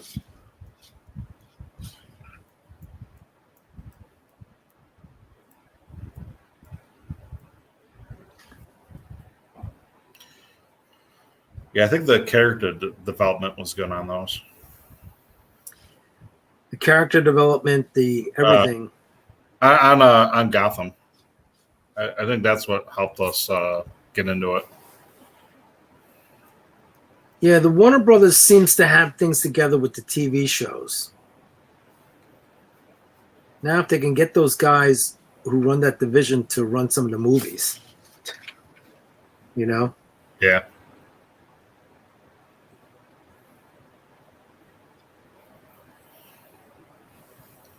I feel like I've lost everybody already. It's so quiet. It is quiet. I'm sorry. I should be more talkative. I should be more talkative. I'm supposed to be the entertainment. Let me entertain you. You're entertaining me. Yeah, but you're the only one left. The other people on? No, there are 8 people watching right now. There are people on here. Yeah, but they're not watching me draw, which is not good. No, they're watching your Mets hat. Yeah, which is not good. Even I wouldn't be watching that. I'd be like, this guy's head's all down all the time. Yeah, so I'm gonna have to get one of those cams that you guys recommend. Yeah, the IPVOs, those are good. I have one that I use for work. I'm an art teacher, so I do a lot of demonstrations, you know, with online education with them. Mm-hmm. And I use that thing. I used it 7 hours a day, you know, 5 days a week for the past year and a half, and it hasn't had any issues. Not one. And then, so you can hook it up so that it'll face down. But how you can rotate. But how do you get here? My problem is the reason why I set up the iPhone and the iMac camera is so that you could see me and then you could see me drawing from the iPhone, but the iPhone kept crapping out there, and that didn't really help much for either of us. Yeah, true. Chris says the Mets are way better than the Yankees. Well, we'll see. I don't want to talk too soon. That jinxing might happen again, you know? I got nothing when it comes to baseball. I don't watch it. So. I mean, the Mets got an owner that actually wants to be part of the team now, so. Yeah. I mean, the Wilpons just didn't really care, to be honest with you. It's more like the Mets were a piggy bank for them, you know? Mm-hmm. Which is never good for a baseball team. And you sit and you go like, gee, if only the Mets would, this and this and this. And it seems like they always made so many poor business decisions on it. Mm-hmm. Well, the Buffalo has a baseball team now. What do you mean, like the We got Mets farm team? The Toronto Blue Jays play here. The Toronto Blue Jays play? Yeah, they play in Buffalo right now. Oh. At least they were. I don't know if they still are. But it's not permanent, you're saying? No. They're only playing here because the pandemic has them stuck. Yeah. They can't return home. Now, speaking of the pandemic, did you find that you're doing more work during the pandemic? Not really. Not really. Because a lot of other artists I know that they got a lot of work. Some of them were pencils down and they weren't doing much work, but some got a lot of commissions rolling on. Because you got people like us that collect art and we're just sitting at home with nothing to do but go online and buy art. Yeah, no, you also have to be set up to a little bit like, this is like, and the whole entire time I should have had this all set up already, Yeah. To have like Well, you said this is your first time doing this, right? Yeah, I mean, and I'm doing it poorly. I mean, look, I'm looking down half the time. Believe me, it can get a lot worse. I've seen. And then I got to hold up the drawing every few seconds to show what I'm doing. Yep. It's coming along. It's coming along. It's kind of like, it's I like to be entertaining while I'm working, but like I could, people saw me sketching while I was talking. That would keep them entertained. Mm-hmm. Yeah. Well, like I said, it's a learning curve. I mean, what happens to gladiators that don't entertain, right? Well, they die. That's a little different. Well, I hope no one dies tonight. Are you entertained? No, sir. Could you please stop with the? We would just want to see you drawing, but we really can't. So we don't know what the. Chris says he's very entertained with this. Chris, are you entertained? Wait, let me give my melting face from Indiana Jones. My God, his face is melting. Holy crap. See, that would be kind of messed up if I was able to do that.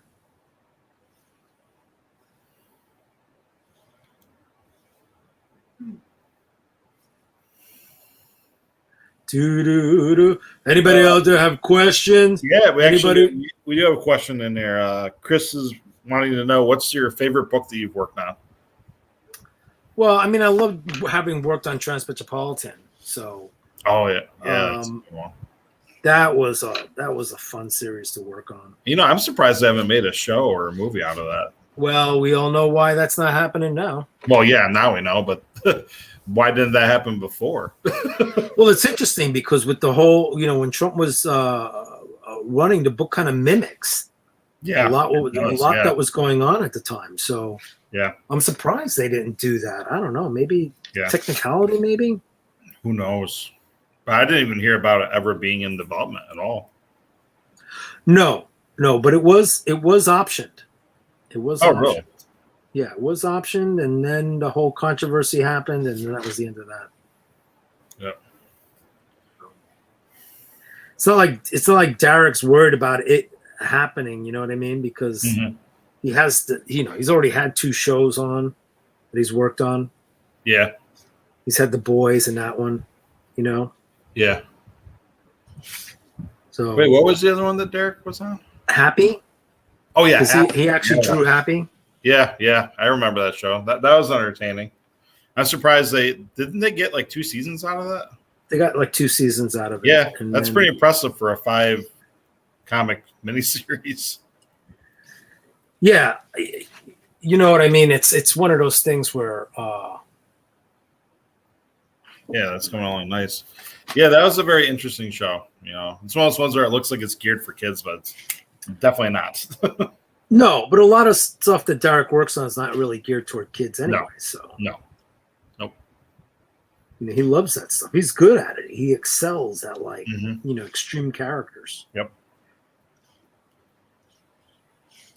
He knows how to do the gore. He knows how to do the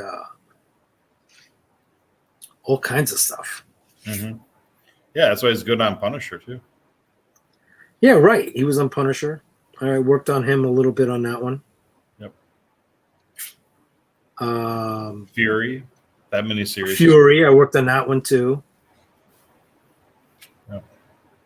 Wait a minute, was it Fury that I worked? Can't remember. I worked like 70 issues over Derek, so sometimes I get a little bit lost. He had a little bit of a run with Deadpool too. I enjoyed that.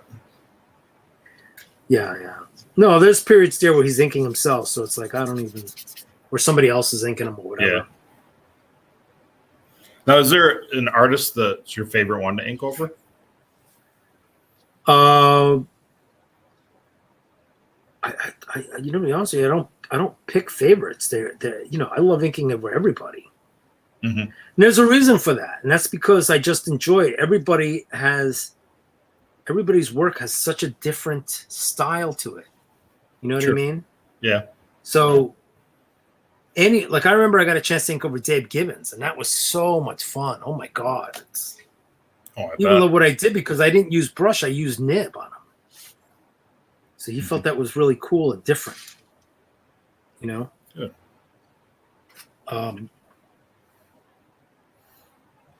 Yeah, looks nice. I'm going to use instead of a quill, I'm going to switch to a pen here because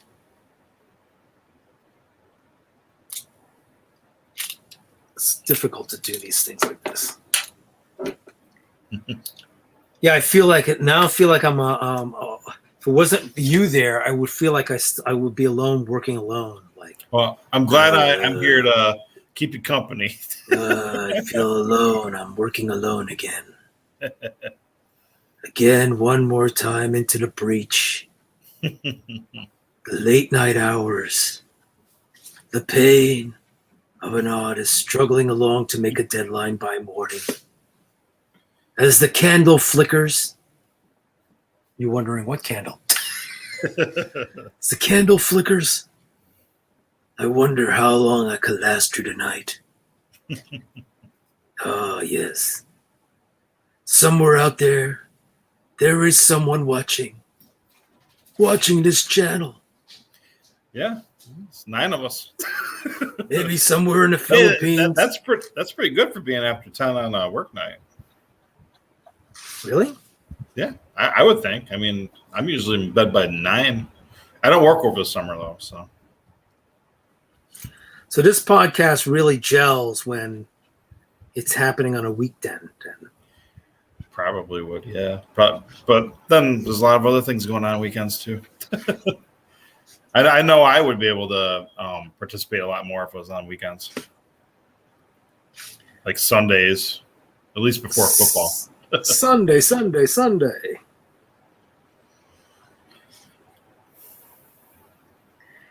Well, I mean, it's up to the person. I'm gonna, consider this one finished up until I'll show it in a second. But okay, sounds good. I'm sorry, not as fast as Mike DiCarlo.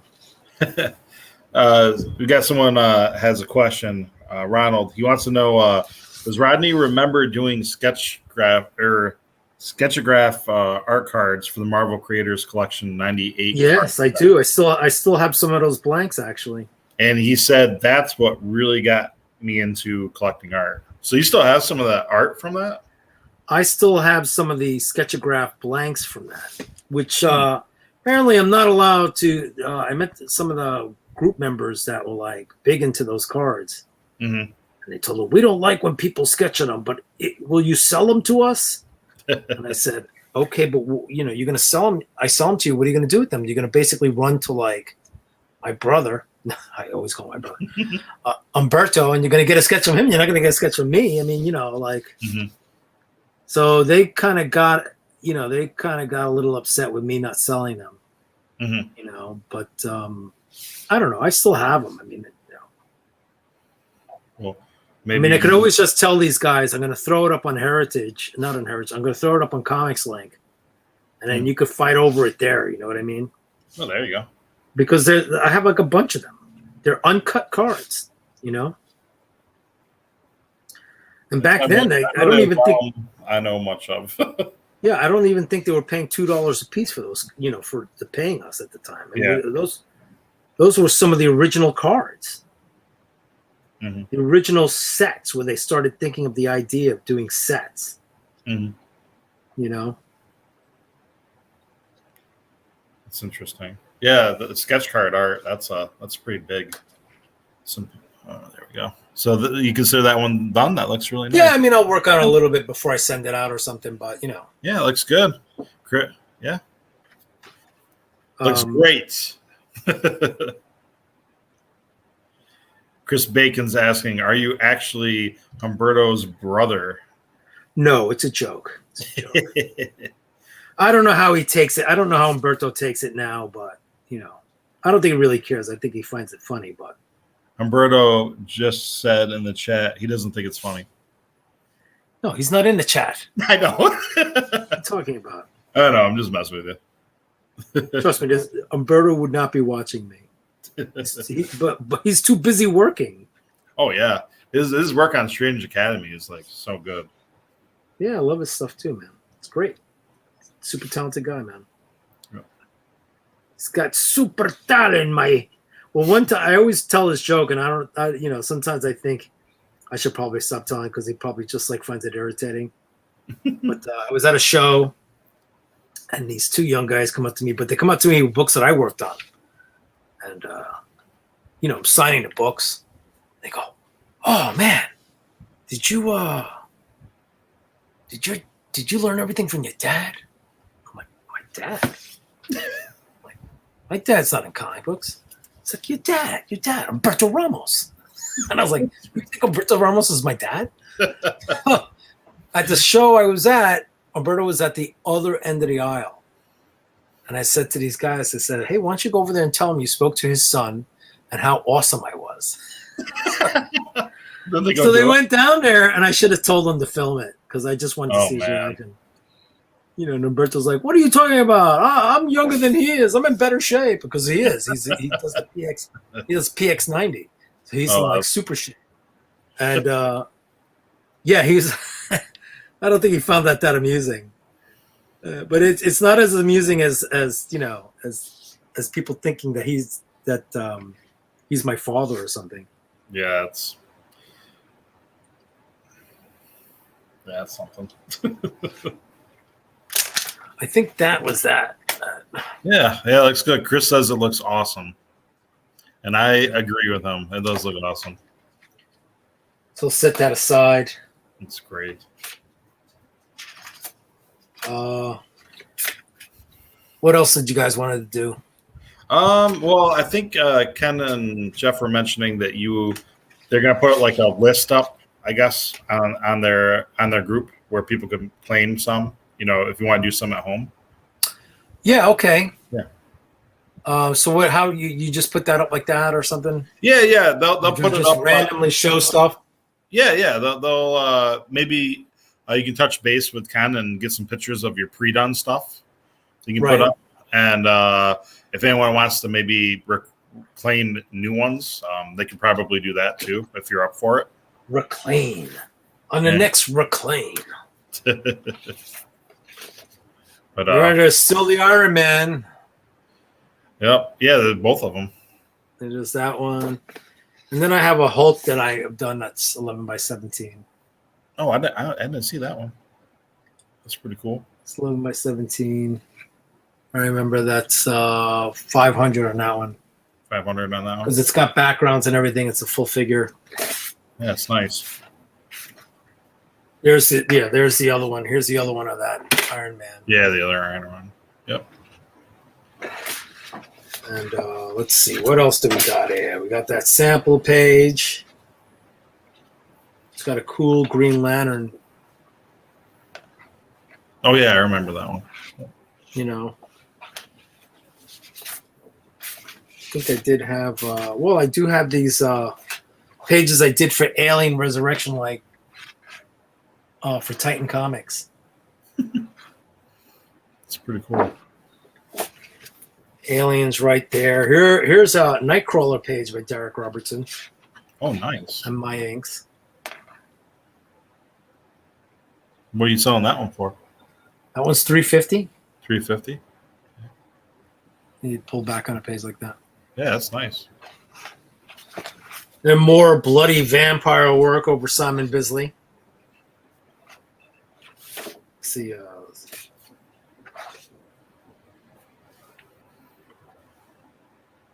This is for a book called Geist Talk, Phantom Hawk for Legendary Pictures. Mm-hmm. Bisley drew, I inked. It's pretty cool. Pretty brutal. Yeah, I mean, it was different from what Bisley's used to because his stuff is more painterly. Oh It's yeah. a full figure Power Girl. Oh wow, that's incredible.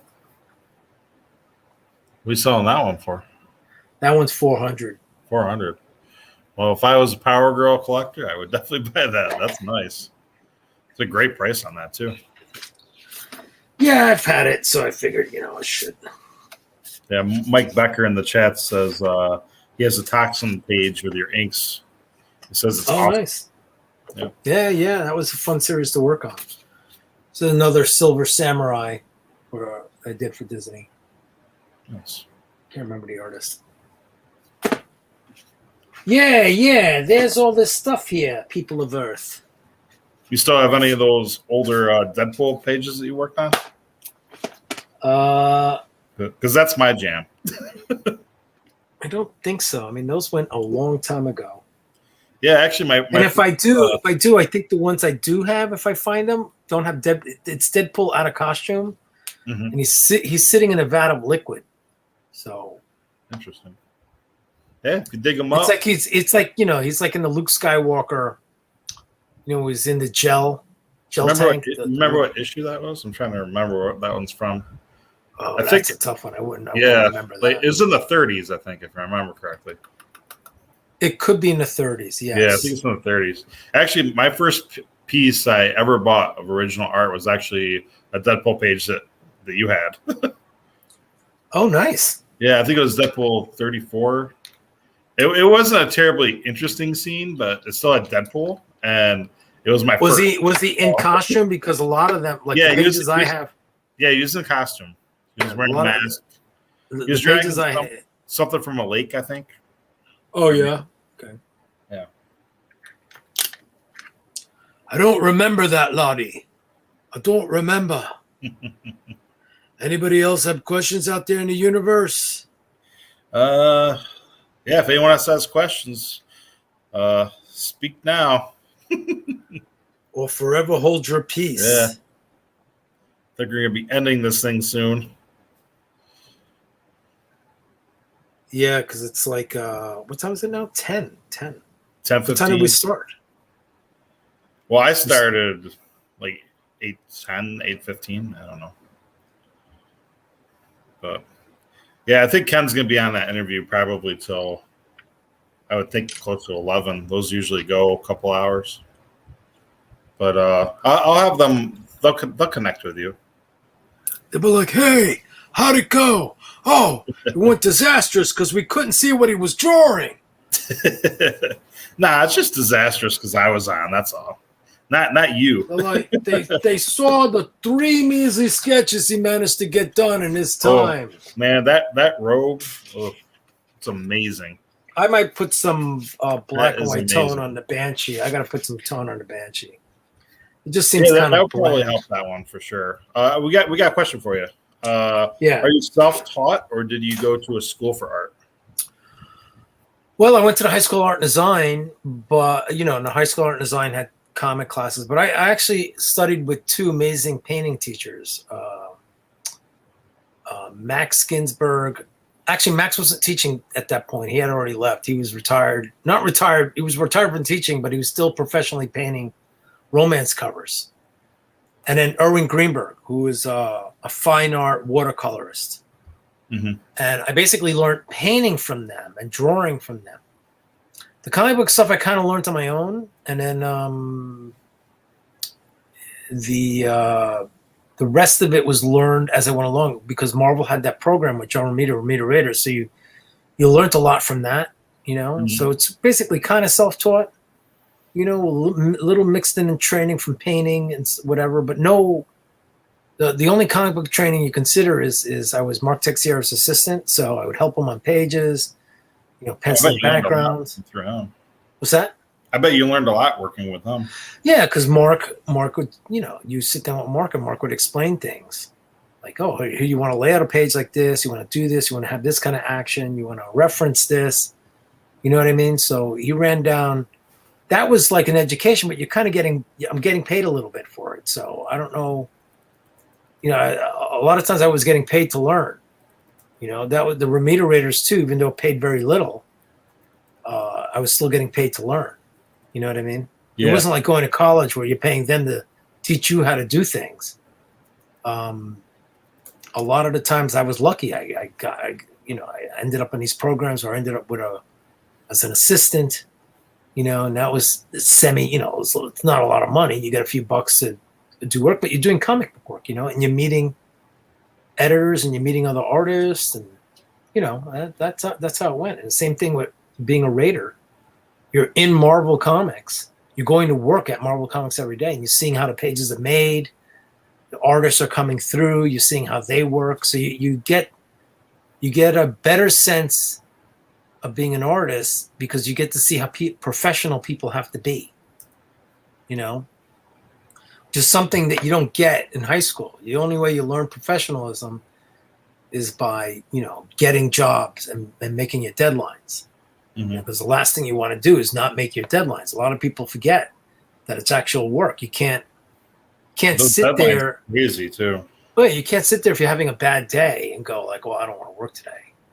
Yeah. You know, I mean, you got to sit down and you got to like, all right, this is due Tuesday, and even if you screw up, you still have to be able to finish pages and turn them in.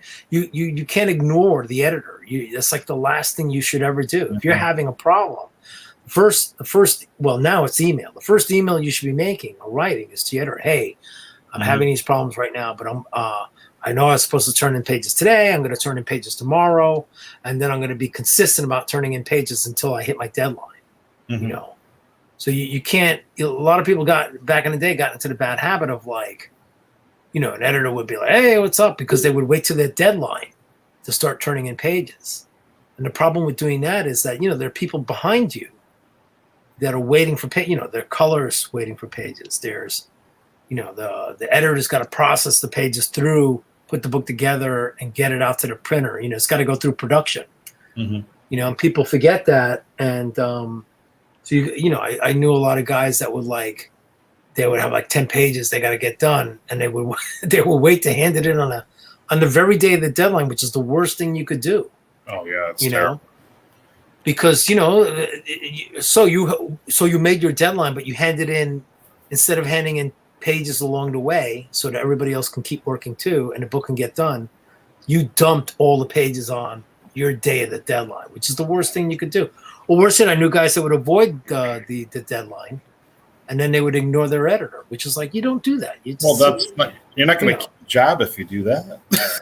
No, of course not. They didn't understand that. They thought they were going to keep working because they're doing fantastic. Oh, look, I'm doing fantastic work. I'm like, you could be doing fantastic work, but communication's everything. You can't, if you don't communicate with people, you know, nothing's going to get done. You're not going to get anything done. Once you start hitting that, you know, where you're hiding yourself from somebody and you're not being honest about what's going on, you screw yourself up.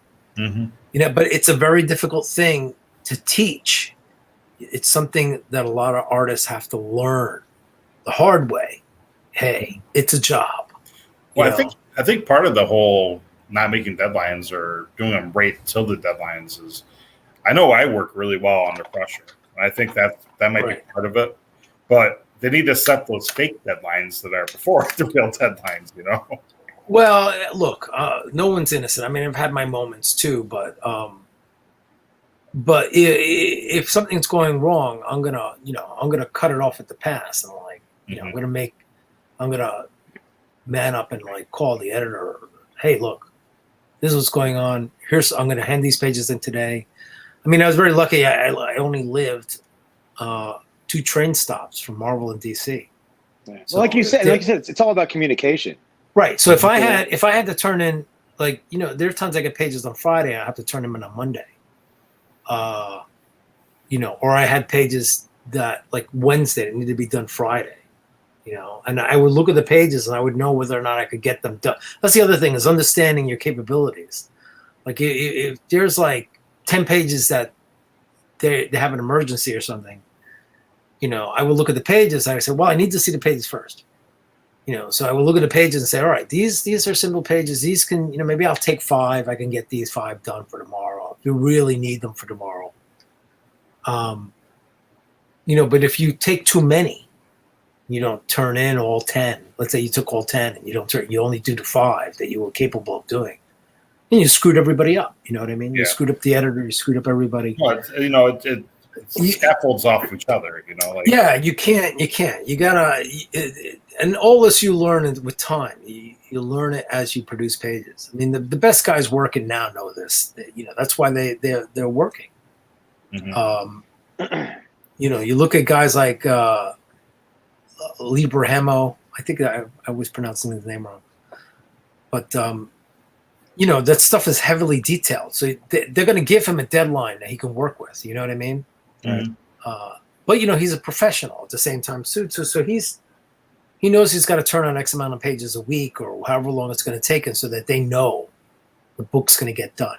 You can't just, plus they're all, as a professional, you want your book to come out. So you want to be able to be capable of producing those pages. Yeah. There's an artist who I love watching him work, because it's amazing to watch this guy work. It's Federici. I'm not too sure. I think that's either his first name. He does a lot of DC covers and does a lot of painting. He's a European artist. Yeah, amazing. You lost Mike on DC covers. Yeah. We had that conversation. Well, he's like, if you see his work, you would know it in a heartbeat. Mm-hmm. But he does this beautiful work. He pencils out everything first, and then he fully paints the whole entire thing in watercolor. I think it's gouache or watercolor. I think it's gouache. Yeah. Because it doesn't look too,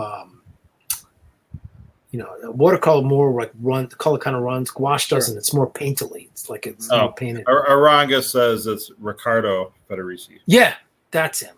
He's amazing. He's amazing. You sit and watch him work. It's like, but again, someone like that, it's got to be conscious of deadlines.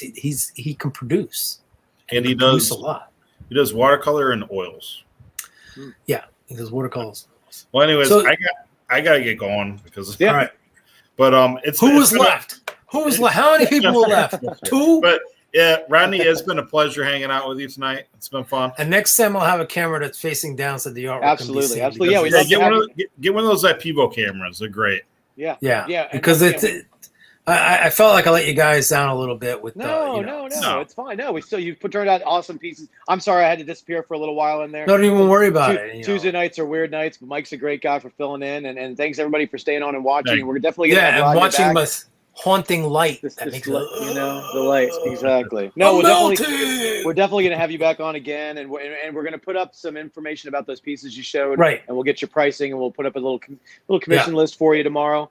And thanks, we'll get all that. I worked appreciate out. it. Yeah, absolutely. Absolutely. As we say in New York, absolutely. Exactly. Hey. So what I say to everybody is, everyone have a wonderful night. Thank you guys for all coming out. And don't forget to please get your shot. I want to see you all at the convention, so you got to get your shot. Yeah, I'm done with that. I got mine ages ago. I know. Some people still have it, so we got to push it. But thank you all very much. Have a wonderful night, and we'll see you later, Rodney. Thank you very much. All right. Thanks, man. See you later.